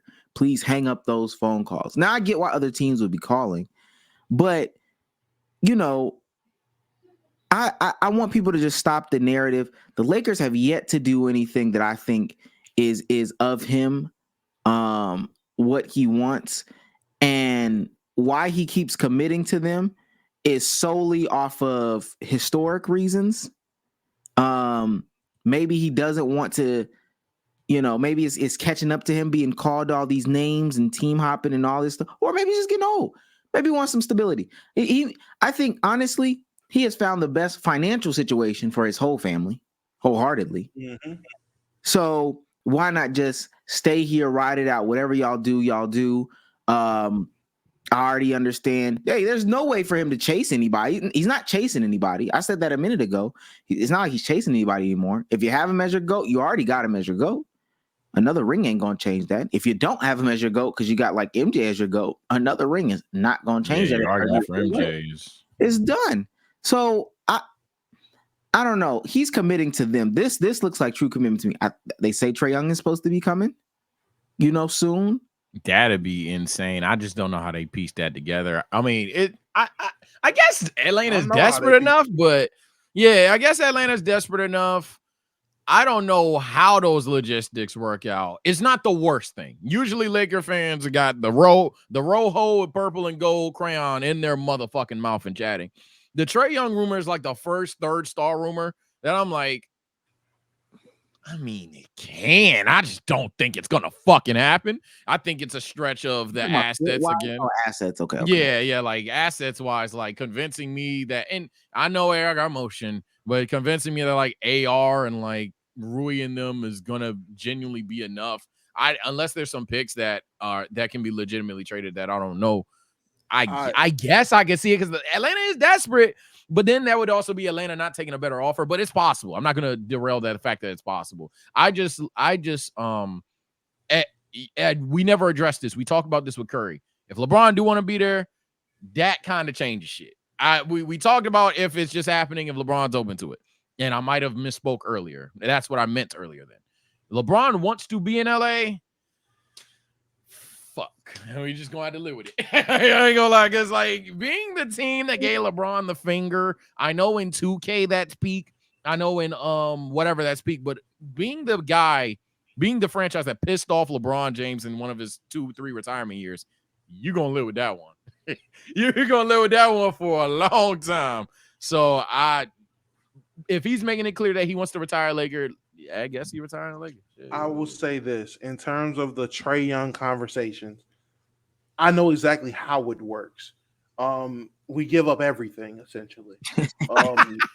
Really do. You would have to go into the offseason with the mindset of we have to clear all the cap space possible, which essentially is create a max slot. which means keep AD, keep LeBron, whatever they getting paid, and cut everybody else. So it will be LeBron, AD. You would either do I don't know if Trae Young's gonna be a free agent or if it's gonna be a trade, but if it's a trade, that means we're trading Reeves, D'Lo, and Rui, and then hell, picks and or young guys on top of that. Now you can say, oh, Atlanta can fill the offers, but if Atlanta decides to do right by Trae, they're gonna send him to LA. And I know, are they obligated to do right by Trae? No. But at the same time, we don't work there. And I don't know if y'all know anybody that works in that front office that y'all can text on the side and be like, hey, how do I really feel about Trae? I don't know nobody like that. So I can only assume what I don't know is probably true, which is maybe they want to do right, maybe they don't. Who cares? I don't know if that many teams can give you that better of an offer, especially seeing what trades happen at this deadline. Niggas can't convince me the Lakers couldn't come up with better offers than what some of these niggas got moved for. You can't convince especially me, in the point guard surplus era where everyone feels they already have that point guard. That's the only reason I think Trae Young is not the worst name that I've heard in the last 5 years. Well, I mean, and Damo, you saying they could fill the offers. I don't know what Trae Young is market is. Yeah, and not because I think he's a bad player. I just don't know any team that's kind of like not set on a point guard. And then also isn't saying to themselves, man, that's an expensive point guard when, like I say all the time, guard is like the most abundant position in basketball right now. So I don't know if they're gonna be doing that. Y'all buckle up because it's gonna get weird. I'm not gonna say it's gonna get ugly. I just think that what's going on right now is Jeannie. It has everything in her hands and in her control, and kind of knowing the Buss family a little bit and how Jeannie feels and felt about her image and her perception when like her daddy was alive. I believe she's like not really listening to nobody, and she wants to make it be known like if something was done that made like a success happen, it was on me. And it was on the guy that I appointed, Rob. It wasn't on no player doing it. It was straight up me doing it. Because back then, when a move was made, it was my dad doing it. And then they said I wasn't competent enough because I'm a woman or I'm inexperienced or whatever the case may be. So now I got to prove myself 10 times harder. And that may be the detriment of y'all, to be quite honest with y'all. That may be the detriment. Yeah, she ain't cool with Ron doing shit. She ain't cool with no LeBron doing shit. The GM, hell no. Yeah, Jerry Jones. Somebody said Jerry Jones syndrome. Very, very much. And he need to let shit rock. That boy Steven be cooking. He need to let that, man. I think he's gotten better. With Jerry? A little bit. And not knowing like 1,000% what's going on down there. I think he's gotten a little bit better. So they don't rap bad, but go ahead. How did y'all feel about all the Philadelphia calls, Daryl Morey and them? I think that's also very telling as well. Yeah, Philly, they're I'm not gonna say they're making the wrong moves. You could, to be honest, Philly is the same way you could argue with LeBron that if you want to look at the player, you can look at the idea that, yeah, it seems targeted, blah, blah, blah, but damn, dog, he really can't play 65 games. And if he does, he is not there by the postseason. So you can argue that. You can that I wouldn't even say conditioning. At this point, that's just who he is. So you could argue that, but most importantly, I think that they know that.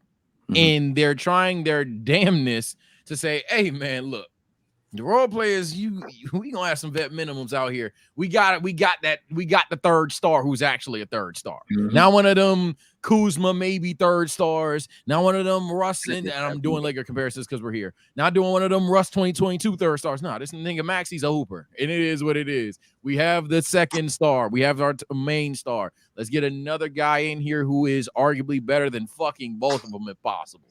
And let's go ahead and ball up. Worst case, we got a duo.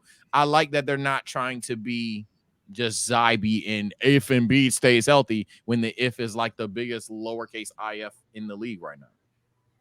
I think he's very dangerous because if he has the audacity to call for LeBron James, this man is unhinged.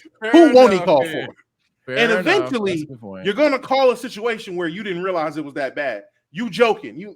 Hey, man, I see that boy Zion still big, huh? Would you want Tobias? You would? Oh, okay. All right. Yeah, let's drop the paperwork. That Embiid, Zion has never been healthy in the last 5 years. Make the trade. I'm telling y'all right now, because that's what it really be like. You know, you field 50 calls. It's cold calling. You call 50 times, and really you just, I mean, hey, I'm trying to beat the clock. It's almost 5. I just want to make sure I get through all these names.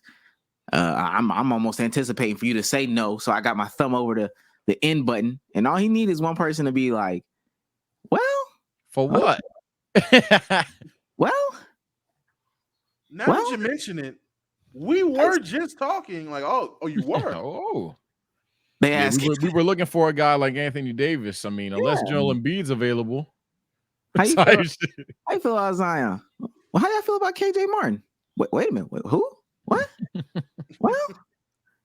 Well, I think to me, this says that that the jury's out on Embiid. The story is out. You know we can't get it done. And I know that might have been the case a couple years ago, but during the Morey administration, hey, we can't get it done. And we got rid of James because it was toxic over here. Cool, perfect, fine. But we know it can't be done. I'm gonna call about one of the big guys, see what the locker room is like real quick. But we just can't get it done with Embiid.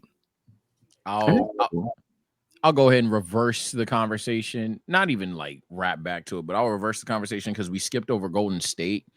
I'm not gonna lie. I'll tackle the casual comment here. Nah, I wouldn't be pissed if it happened. Damn, but I wouldn't be like, for the people that think LeBron and Curry at age 40 and 38 are breaking the league with that remaining roster. Stop. It's not at all. It's not the same as Curry.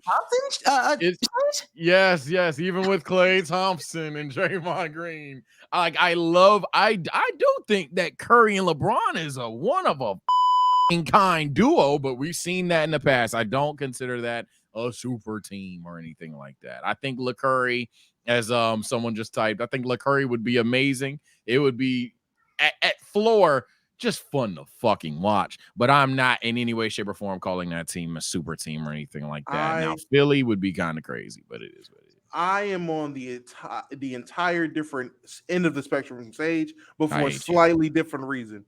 It's not about them being league breaking, which I don't give a fuck if LeBron's 45. Him playing with that nigga Curry, that's breaking something. I don't know what it's breaking. It's breaking something. But my issue is there ain't no way, and I mean no way, I can sit and support watching LeBron don a fucking Warrior jersey after all the riding I did for this nigga during the Pause, nigga. All the losses I took on your behalf. Let it go. No way. I was in battles in the name of my glorious King James. And you think I'm a support LeBron fans? You think I'm a support him donning that goofy ass San Fran? You're a LeBron fan. That's LeBron. Man, I spit on you. Oh my God. Yo, y'all gotta stop. I seen the chat instantly cook. I'm like, I fucking forgot. It's LeBron. It's a LeBron team of niggas, bro. Fathom. Oh my God. The audacity of Golden State. I'm talking from a basketball lens. You bastards. Oh my God. Again. I don't even want that thought in my mouth. Tui. Oh. Yo, let it go. Let it go. It'd be fun basketball. Let it go. Oh my! He will wear some goofy ass number. He'll be like, "I'm done at number 3." Like, why are you wearing 3? Why is he wearing 3? Oh my God! I'm gonna wear number 15 because it's still his team. Do you know how heartbreaking it's gonna be for Curry to go on one of them crazy runs and to think that one of them insanely great shots from the fucking half court is gonna come off the dime of my glorious king, and I hear that San Francisco 3-point roar. Y'all know what sound I'm talking about. Everyone got PTSD from it. It just hits different when them niggas hit a three. And to think that my glory is king, LeBron will. Oh my! I want to smack Rich Paul in the back of the head. He didn't even do nothing. I just want to why would you even answer the phone? I'm about to say why. Yeah, and plus trade package wise, they probably got something better than Philly. I say that. So Y'all ain't got a lot, but it's probably better than Philly. Nigga. Yeah, Jonathan Kuminga solos. I ain't gonna lie. You're not getting Kuminga. Stop. Who is Kuminga for LeBron? What? Who is Maven Huffman? Sage. Don't ask me. I'm a casual. There's a dude live right now. Oh, he's a wrestler. He's a WWE. Shit. I don't know ball, but I know the name. I was thinking NBA. I don't know ball, but I know the name. Oh, he's live right now addressing the Vince McMahon allegations. Can we pull that up? Sorry, that's funny. We got to tap in the stream remote. He's mumbling. He ain't talking about shit right now. I'm trying to. Man, Vince is a nasty man. Nasty. Damn. Guy. He ain't talking with any amount we get tonight.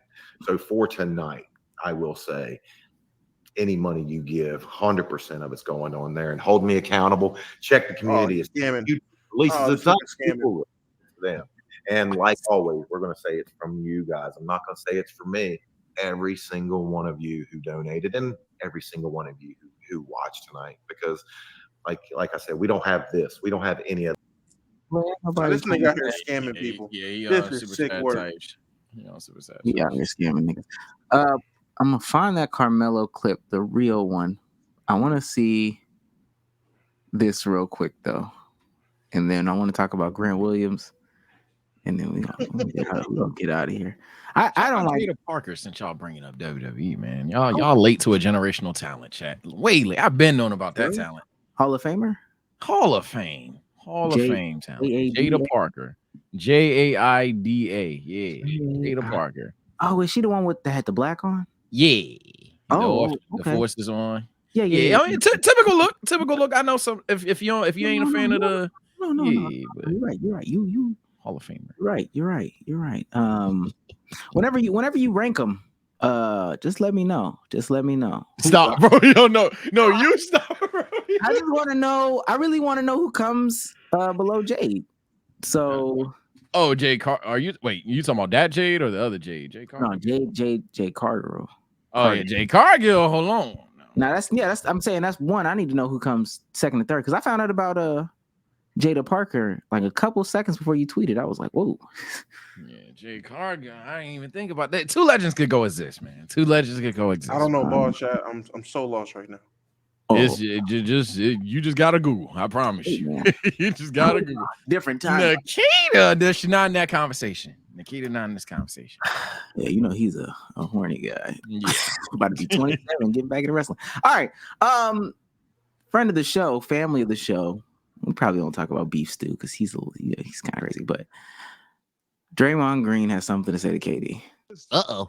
My character I thought was whack, but like guys are making a habit out of that. Him and Kevin questioned my character before, as if you go question somebody's character about a basketball game as if this not real life, as if that don't affect people's pockets. Like I think all of it was really cowardly, if you want my honest opinion. Yeah, I did what I did. I take my stuff on the chin. We've spoke about that. I still stand on that. I meant every word I said about it. But if you want to know the truth about that, I think all of it's cowardly. I think, you start going to question somebody's character in front of the whole world, it's whack. So I think they all whack, both of them, if you want my honest opinion. But that's that. Everybody was questioning what I said to KD at the end of the game. This is me. It's me. And I'm not going to share the other word that I said because, that's a spur of the moment type of thing. You're in the game and, words come out, but this is me. I do this. Been doing this. Gonna keep doing this, which is the same thing I said in that Clippers game years ago. Been winning championships. Been doing this. Gonna keep doing this when you leave here. Didn't lie. Got fined a whole game check, which was like $160,000 for saying that. Fast forward, wasn't a lie, but that's what I said, and all of that was a little brewed up, little built up tension because, again, you go question somebody's character, you got my phone number. If you thought I hope I get the help that I need, you got my phone number, hit me and say that. So like I said, I thought it was all cowardly, and that's where those emotions came from. I'm a 4-time NBA champion. No regular season game really gets me that, like, hype to win a regular season game, but it's a little added tension there. Let me go find what Katie said. Hey, this nigga Put on business. You think he was cooking or not, Chad? That nigga said it's 1 versus 50. I don't give a fuck if you think he was cooking or not. Oh my God. That nigga said, rewind. I said the same thing I said back then. And that shit was true. Fuck, nigga. I still on business. I looked at my phone. I'm like, do I got this nigga number? Like, shit, my bad, bro. Damn, I said that about you, Draymond. I love this new gentrification in sports media, man. This is what we need. I love this.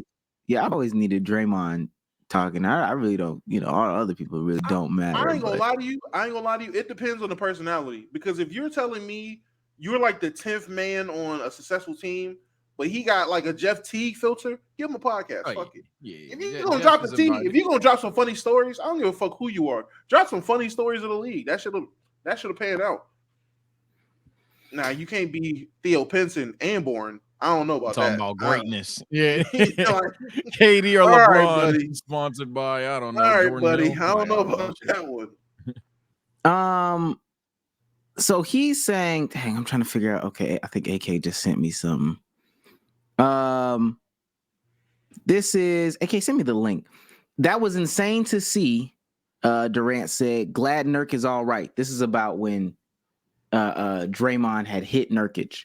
That was insane to see. Durant said, glad to see Nurk is all right. Never seen that before in a basketball court in an NBA game. I hope Draymond gets the help he needs. It's been incident after incident. I know Draymond, and that's not okay. He hasn't been that way when I was around him. Because hold on. Oh, that's an interesting part of the story. Now, Chad, wait a minute. Don't shoot. Go ahead. Continue. He wasn't like that a couple years ago. Yeah, I'm about to say no. I don't know when he started punching it. I'm about to say read between the lines. Now, Chad, that's different. That's a little crazy. Okay, so he says, I hope Draymond gets the help he needs. It's been incident after incident. I know Draymond, and that's not he hasn't been that way when I was around and coming into the league. Hopefully, he gets the help he needs to get back on the court and put all this stuff behind him. Yeah, that nigga's tweaking. I ain't gonna lie. Fuck you, Kevin Durant. No, oh my god. No, and not that I got a problem with Kevin Durant for real, but like, that's crazy sentence. Nah, nigga. That's crazy. That's a crazy sentence. It's not even like too crazy, but it's crazy. You know what I'm saying? Because I'll smack your ass next time I see you. Like, it's not even. And somebody pause. No, I'm gonna smack you. Like, I'm gonna smack you, nigga. I wasn't like that when I was around you, but I'm around you now. I'm around you. So what's up? Yeah, like, man, chat, and I see someone say we're gassing it. I was literally gonna say for niggas, I think we amping it.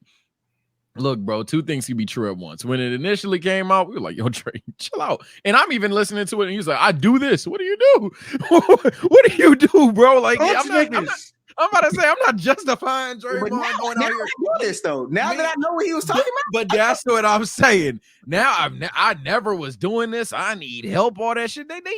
I said two things that can be true. Chat. They gaslit him a little bit. If they're right, so be it. But y'all talk about that man like he was like insane. Like, oh damn. Like, and if I don't think I'm insane, and you're calling me insane. Oh, we got a problem, especially when you have my phone number and you can text me, but you going to the media talking about some, oh, yeah, I'm a crazy motherfucker who needs help, never was like this, da-da-da-da-da. Like, I'm going through some shit. All right, let's get crazy. So even I think this is a one-to-one thing. I think this is a one-to-one thing, bro. I don't see a bad guy in this situation outside of they probably should have just called that nigga.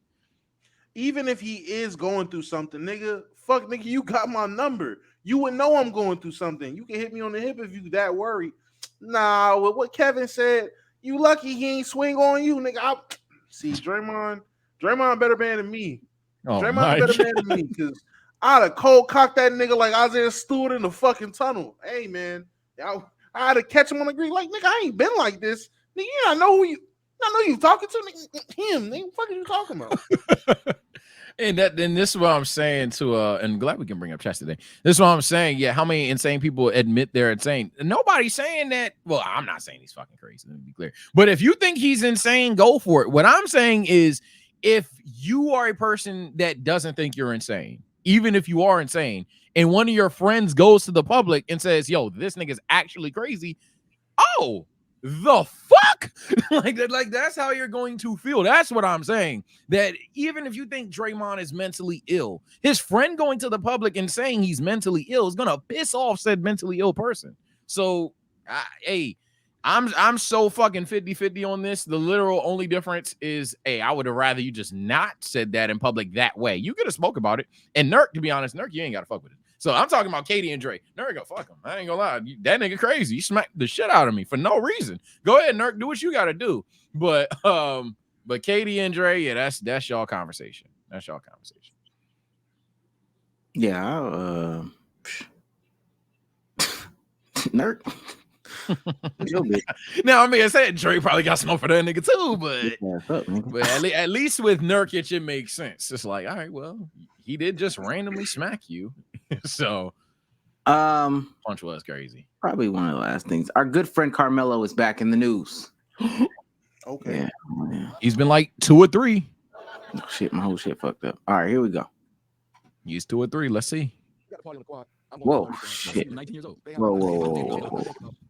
Playback speed. So wrong clip. My bad.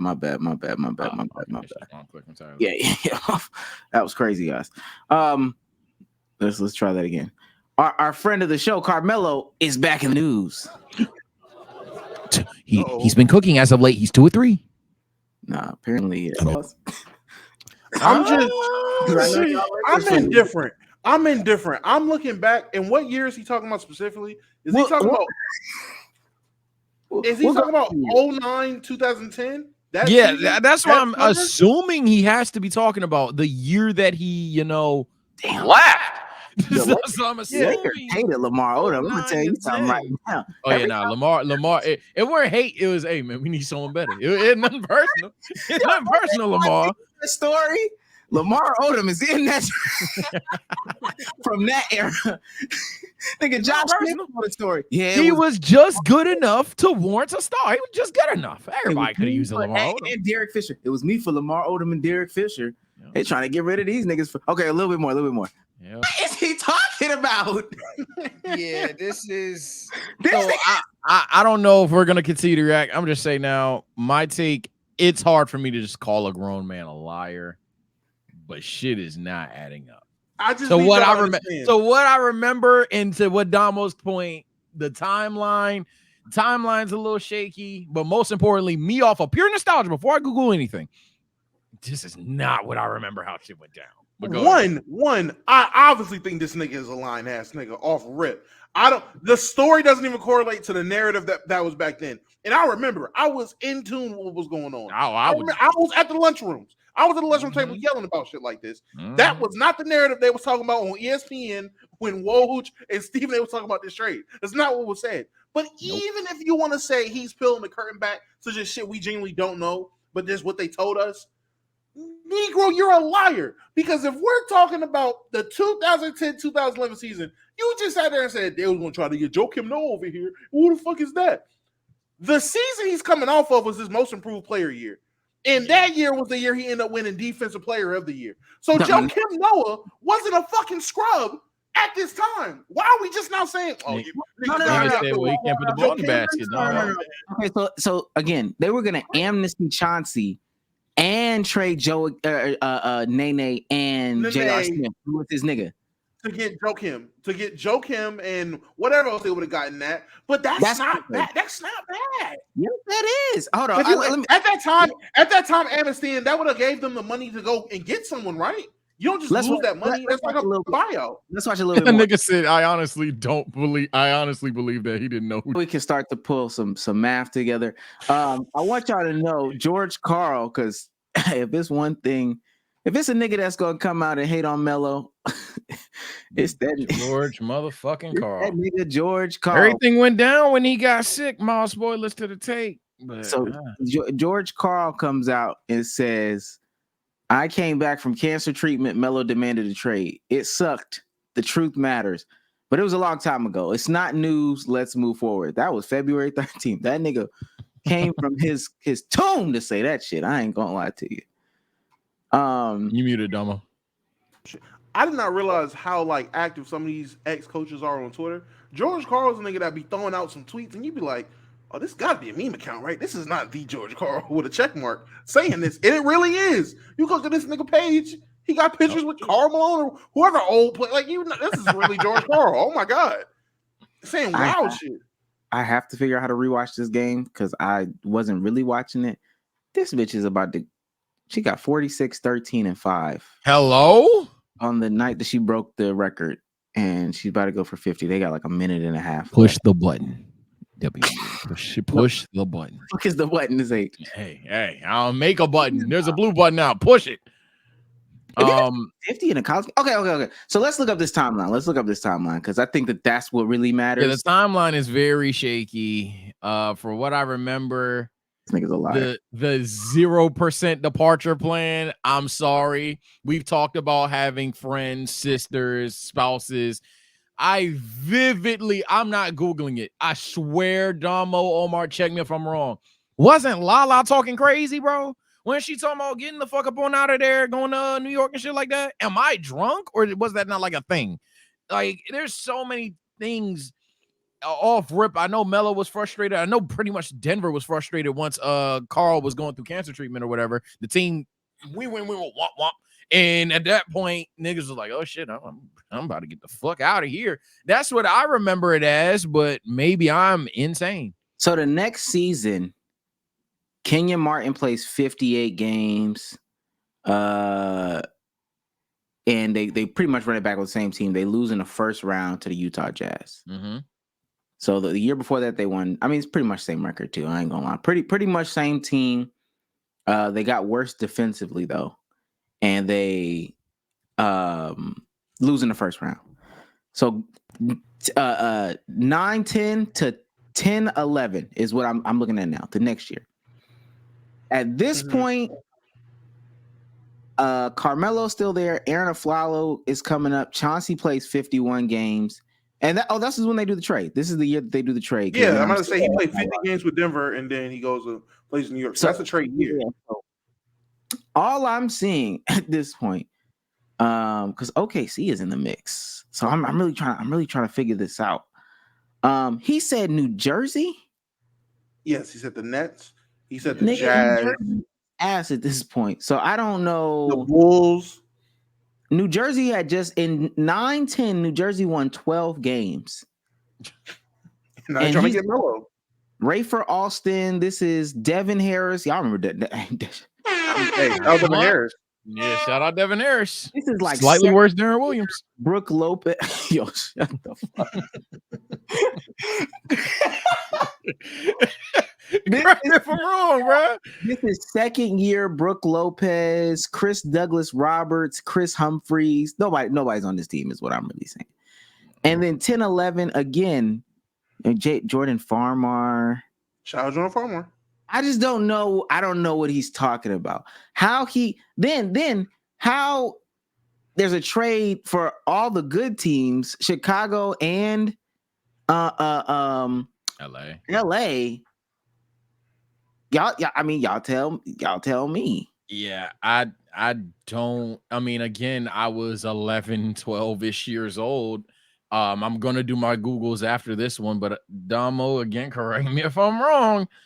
Don't remember the in the Melo rumors. I don't remember it. Go ahead. I will say, Chicago was a thing. I remember Chicago, that Chicago. I can understand the Chicago logic, I'm gonna say, yeah, Chicago was a major player in trying to get some niggas. So I will say I can see Chicago. I don't know about the Lakers necessarily. I can't remember Carmelo rumors for the Lakers. That doesn't sound far-fetched. Nigga, everybody's a rumor for the Lakers. So I'm pretty sure that was a rumor. We think we can get everybody that's disgruntled. I think if it was a case, it was, Carmelo wants out, and then niggas is like, well, I mean, the Lakers need another star. So I mean, I think something like that, but I don't think nothing too serious. Like I said, nigga said Lamar Odom. Nigga, we were trying to get Lamar Odom, but for everybody. Anybody that averaged 25 points a game, Lamar Odom was in the trade room. Lamar Odom name was everywhere. So that was our THT, but he was, you feel me? I'm going to just say, and I asked you that because what's damning about it and why I'm like, I don't want to call this nigga a liar because he knows more shit than we would, whether he's telling the truth or not.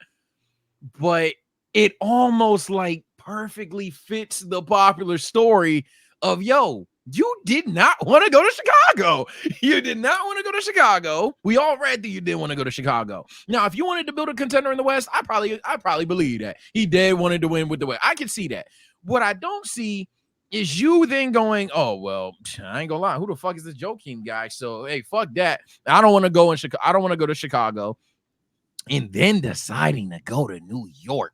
And then the other team in the East being the Nets. It just sounds something. Why would he say that type shit? Like, it doesn't, I don't see the vision, but I'm gonna go ahead and do my Googles now to make sure that the thing I said about, I think Lala had like a tweet or something, or interview. It was like, I'm gonna just make sure I'm not nostalgia tripping right now. Go ahead. Nigga, I can tell you right now, he basically went up there and said, essentially, they hit up the Nets and realized it was nothing there, but stayed local and then got to the Knicks. Like, what the fuck? They went with the Knicks and they was in close proximity of where they wanted me to go, and it worked out. Like, no, nigga, like that's crazy. Well, and I will say this: there may be some merit because he did say this in like 2021, something similar. I think it was on All the Smoke. They got rid of Dante Jones on that team. Dante was a key piece. Get rid of Dante Jones. They're like, we ain't re-signing Chauncey. We're about to trade JR. Kmart's contract is up. The lockout is coming. So I'm not about to rebuild. So at that point, it's time to go else. Damn, nigga said 2 years ago some crazy shit. So, I mean, let me say this.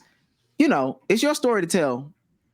And sometimes you got to tell a lie so much that you believe your lie or whatever the case may be. And I'm not going to take it away from Melo because to an extent, Melo is not wrong.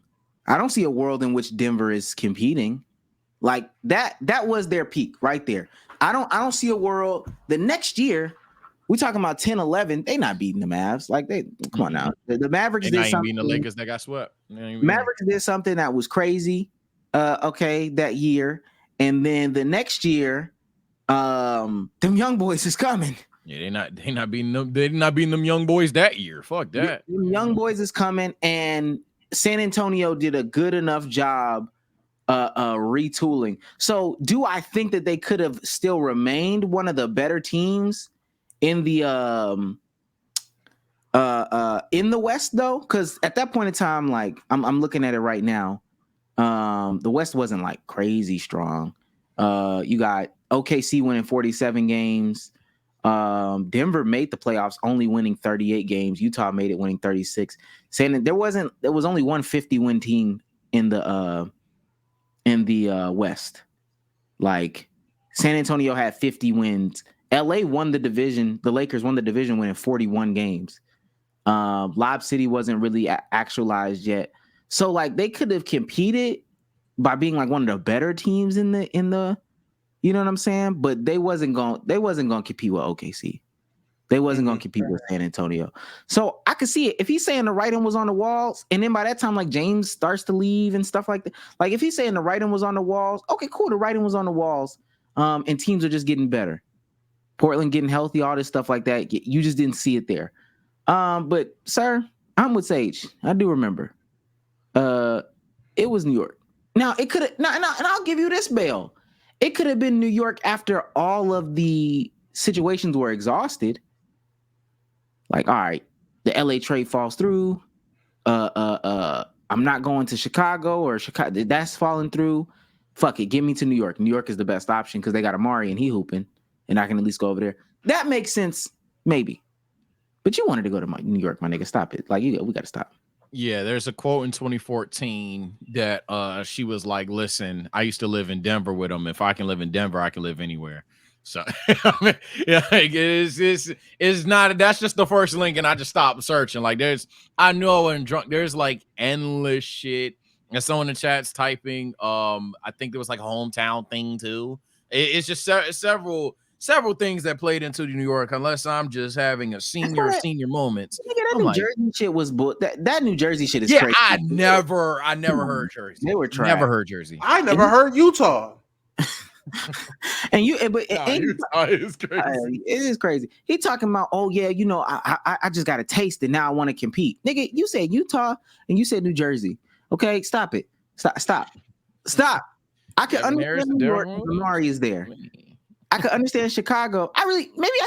Chicago had some pieces, even like it was young niggas. It was a rookie Derrick Rose, man. Yeah, I'm about to say fuck, like not Derrick Rose, but I'm talking about like Luau and Tom Thibodeau was coming, all that stuff like that. Or they have Vinny. Thomas. They have Vinny Del Negro. So maybe Chicago might not make too much sense either. Shut your ass up, Melo. It was always New York, nigga.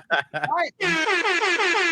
Nigga's a liar. Now, his criticism for Chicago there, he was calling them a bunch of young bulls, unironically, which fair enough, they were young, but whether it's hindsight, whether it's, bro, what are you talking about? Nah, the Bulls definitely were a fantastic team, in my personal opinion.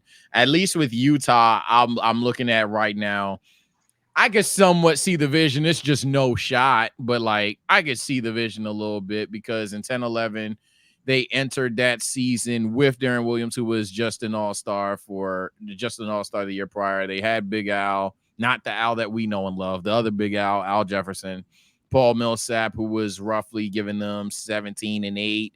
Obviously, guys like AKC, J Miles, Rasha Bell, Derek Favors, all them nostalgia people. They think they just got Gordon Hayward out the draft. So maybe I could understand the Utah thing in terms of competing. But I can see Chicago. I take that back. Yeah. This is when they still have Ben Gordon. Now, they probably would have had to get up off of Ben Gordon for you, but Ben Gordon, John Salmons, Derrick Rose, Luau Deng, the young Luau Deng, too, 23-year-old Luau Deng. Really defensive-oriented team. Kirk Heinrich, Joakim Noah, Thabo Cephalosha. I'm just looking down the names. And then they took in 08-09, they took the Celtics to 7.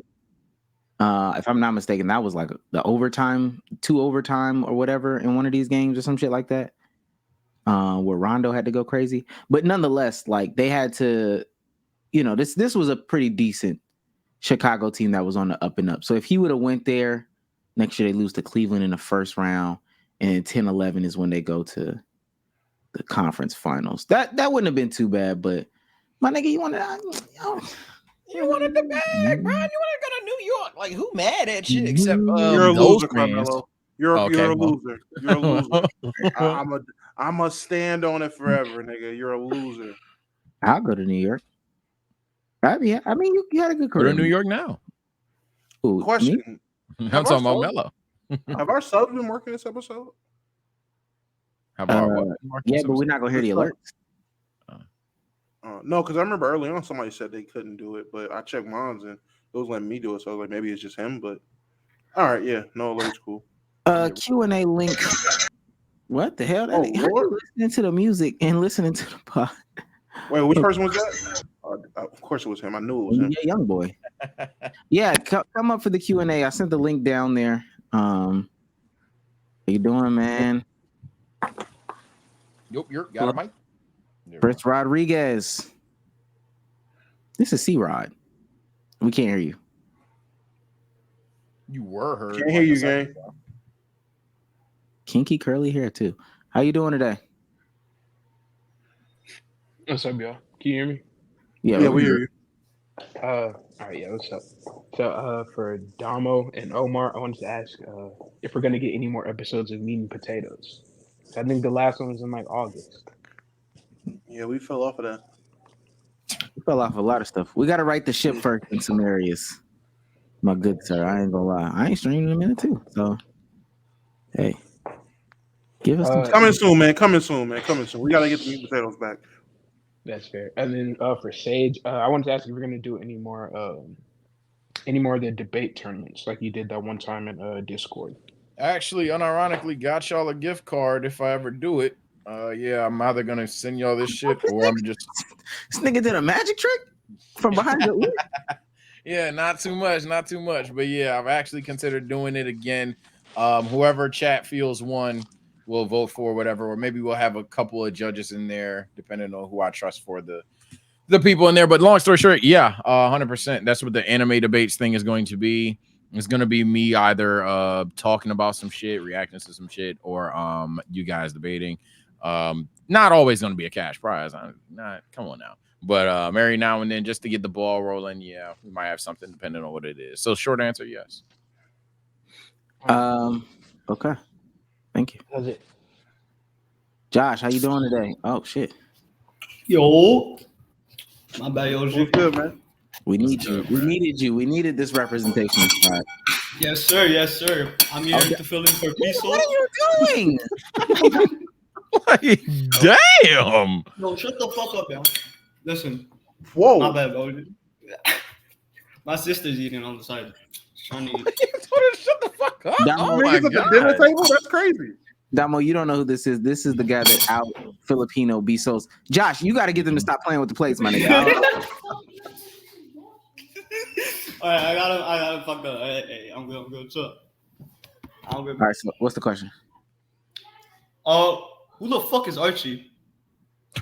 Oh, God. No way they said you were like Archie. It's about to go down. I showed my girlfriend the clip, and she's like, "Who the fuck is Archie?" And I'm like, "Fair enough. Who the fuck is Archie?" There are no Filipinos in Dallas. I'll tell you right now. Oh man. Oh shit. Hey, chat. Someone add Archie in the Discord. Huh? Nah, he's a Dallas fan. He's a Mavericks fan. He's He from the ain't Vince true way, Filipino. man. He ain't a true Filipino for real. This following contest is scheduled for Someone one add fall, and Archie it's for right now. Oh my I god. ain't gonna lie. He already beat Bezos in the Filipino off. Yes, sir. Cooked. Archie. Abro wanting to look up the Rosetta Stone again. Shit was crazy. Well, I'll tell you what, if he comes up before the pod is ended, then we're about to have a Filipino off. Everybody, they ain't adding him in this Discord, though. I ain't gonna lie. They adding this nigga Archie in this Discord. Nah, Archie, bro, you gotta fight back, bro. is That on nigga fire said you right don't now. even exist. Nigga said you're a fable. Oh my god. Okay, Yo, well, sit so back. my girlfriend was like, "Yo, why are they comparing you to like other Filipinos? Like, they don't look Filipino enough compared to you." I was like, "All right, fair enough." Well, that nigga was just in Discord now. Archie sees this. This is crazy. Okay, wait. When he comes back up, we'll pull you back up. If he comes up. Last one, because I want to play a video. Yo, how you doing today? My bad, y'all. Doing great, man. I had a question for y'all. Okay. All right, so I'm a Knicks fan. I live in New York. Like, do you think Jalen Brunson with this team has the ability to win a championship? With this team as currently constructed, yeah, probably not. But hey, he pushing the can you win as a point guard thing, or I say the franchise is not even himself. The franchise is doing a damn good job building around the guard. So I think if you guys like either just keep making these slight improvements, it's possible. But I'm gonna be blunt. Hey, look, I get he's hooping right now. Smoke and mirrors 101. I'm not dying on Julius in the postseason. 2, I think that even then you guys still lack a little bit of star power. Like you are susceptible. Is that the term? Whatever it is, you are a team that any given night you could get him. Then ain't nothing you doing about it. So I can't say y'all are gonna win, but y'all are on the way, and that's actually kind of weird because I've never felt this way about your team in a long time. We Really making it to the conference finals? That's very I possible. think so. We messing up the Celtics, man. Depends. Oh, B-Soul. Yeah. Damn. Type shit. That one, but y'all can mess up a lot of teams. I don't know about that one. I think that y'all. I mean, I think y'all got some good chances. I think y'all have. Is Mitchell Robinson slated to come back this year? It's a possibility. No. It's a possibility for like the second round, but I don't think it would be safe for him to come back. Honestly. So that puts a little bit of a damper on things, but ultimately, I think that y'all have. I mean, y'all look good. Y'all look good, and crazy as it is to say, the matchups, y'all are getting injured now.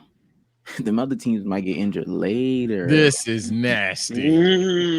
And that's Nasty, man. Right now they on Philly. It just makes sense. So right now they with Philly. That's I think Maxey's just unfortunate. Wrong place, wrong time. Second round, that would be something like, am I drunk? That's not Cleveland.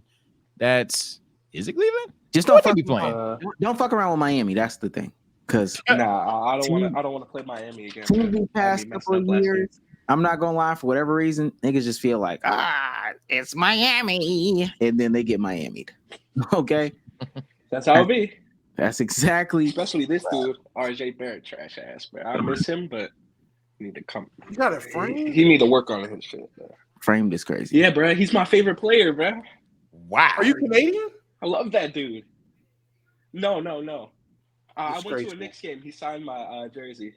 I tell you what. Oh, that's a signed one. Yeah. Okay. Cisco. By the way, Archie is black ducking. Sharpie, though, so. Archie's ducking smoke. It's a black Sharpie. Oh, he reading it, or he just like not reading Archie it? got off of Discord, man. Oh yeah. All right, I'm gonna catch y'all later. I have to complete my bio homework. It might be over for me, bro. Well, cheat. All right. Everybody say cheat, nigga. I wanna play this. Oh shit, ladies and gentlemen. At work. This following contest is scheduled for one fall, and it's for the Let's Keep It a Buck Filipino Championship. I'm just like, Introducing bro, the challenger, I get weighing in called at out 4 at letters. He is the new Filipino on the rise. We have I never found Josh and the reigning, defending Filipino of Let's Keep Archie It is a actively Buck. working right now. He is on stage live. Bro, I got a patient Archie that needs. I actually got a patient that needs some heparin in like 10 minutes. What you want? That's okay. Josh, ask your Filipino questions. Test them. Go. Who was the center of the Lakers in 04? I'm not a Lakers fan. I don't know. Oh, shit, my bad.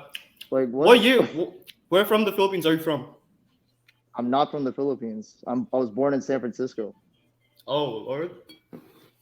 Hey, there's your answer. Where are your parents from? What is it? My dad's from Alicia. My mom's from Where? Cagayan. Alicia? Oh. Yeah, in Isabela. Oh, Isabella? Oh my God. Got you. I see. Give him the language check. I don't speak Tagalog, bro. I don't Oh, like. Oh Lord. It's done. And your new champ. Go back to your Winner of bench, this man. match Go back to and your bench, man. undisputed Filipino of Let's Keep It a Buck. Too easy. Go get that hit, gang. Go get that hit, man. That's crazy. Yo, I was gonna talk about the Lakers, bro. Fuck. I just had to get my get back because my girlfriend was like, "Yo, why they compare you to other Filipinos? Like, they don't know I'm from the streets." He's the Filipino. Okay, I'm Josh. proud. Celebrate your title in the back. Okay, buddy. Oh, echo's crazy. That's my little echo shit. Last thing, because I just came across my timeline before we get up out of here. I want to play profile this. Apparently it's college coaches going off about recruiting today, and this don't gotta be the other one. Because that was crazy. I'm surprised Archie came up. Yeah, I'm surprised he got Filipinoed that quick. Challenge until recruiting became not recruiting anymore. Like what I had to do to get Cade Cunningham here was way more difficult than what it takes to get players on campus now. It's not even the same thing. It took 4 years of making sure I was there more than Bill Self and making sure I was there more than Roy Williams and making sure I was there more than all these other coaches who had national championships and Final Fours and all these NBA guys. I had never coached a guy in the NBA as a head coach. I hadn't coached an NCAA tournament. But over time, the relationship mattered enough that he believed that I was going to do the right thing by him. I can't work that hard anymore. Not when you can say, here's $500,000 to come spend 9 months over here. I like you, coach, but I might get hurt this year, man. And all you got is a scholarship for me. And I still got to give those books back at the end of the year. Recruiting's never been a challenge. until recruiting became not recruiting anymore. Talking that real. Yeah, I'm about to say. He's unless spitting. I'm drunk as the college casual, I'm gonna get mine out the way. This is definitely for you too. It's the college casual. Unless I'm drunk, that's real shit, right? Am I not mistaken? It's like, well, that's how the name of the game is now. Should it be played that way? I ain't gonna lie. Hell yeah, pay them niggas. But game is game, and that's just the tough reality of it. It's real. Damn. Sound like a luxury to me. Sound like he said, it's not as hard. I don't gotta work as hard no more. Like I can just, hey man, come over for a little bit for this money. You want to? Sure, bet. I'm gonna waste my time at games I don't care about, but I'm trying to beat out these other coaches that I know are going to be at these games, and I need this play. Fuck all that. Throw a bag at it. Fuck it. That's the new age of recruiting. Throw a bag at it. Okay. Didn't really want anything. TSO Sage, say goodbye to the people, man. All right, people, this may not be the longest goodbye. It's literally if I feel like it. Might go live today. If I go live today, hey, man, the One Piece niggas, they kicking y'all ass, TSO. I ain't gonna lie. They is kicking the shit out of y'all. One Piece is getting close to where it was, where, hey, you got to unlock that motherfucker again. But that shit is cooking. Shout out to the real Filipino Josh, man. You know, reviving the Q&A. No cap. If we had an awards race right now, he is in the lead easily for me. Shout out to the remaining TSO factions because, hey, if it ain't One Piece, it's the WWE niggas. We might go live today. I'm feeling in the mood to stream. I might just got to, take a little nap, eat a little bit or whatever. But take care, stay blessed. I hopefully see you soon. Damo, say goodbye to the people, man. All right, Chaz, me, my friend Midnight Snack, and we will be back tomorrow. We streaming. What are we streaming? I don't fucking know. But pull up and be there. It's gonna be fun. Probably gonna react to some shit. Probably gonna play some shit. Honestly, tomorrow I'm gonna officially start recruiting. Open recruitment start for 2K for the Pro-Am team. Listen, doing open runs. Pull up. Be there. It's gonna be around 4 o'clock, nigga. 4 o'clock. Pull up to the stream. Pull up on 2K. I'ma test everybody. Open runs. I'm doing my recruiting. That's going to be a bulk of what we're doing tomorrow. Do I got a spot on the team, or am I not there enough? I thought you were co-captain. Say less. I'm gonna run this list of names by you when you got some free time. You got to get in the Discord and practice these young gentlemen. Practice them. Let's see how they hit these cones. Get them I ready ain't for played 2K suicides. brick, though, so you outplay me, you gonna look good today. You're gonna look good. I ain't played in a minute. And I'm gonna be home, so I'm in on that. Chat, we will see you later. I'm recording. We'll get back to the streaming this weekend, to be honest with you. I don't think I'm be doing anything this weekend. Not watching any babies this weekend, so Stream up tonight. my entertainment boys. Stop. Anyway, we will see you next time. Bye, guys. Peace. Take this away.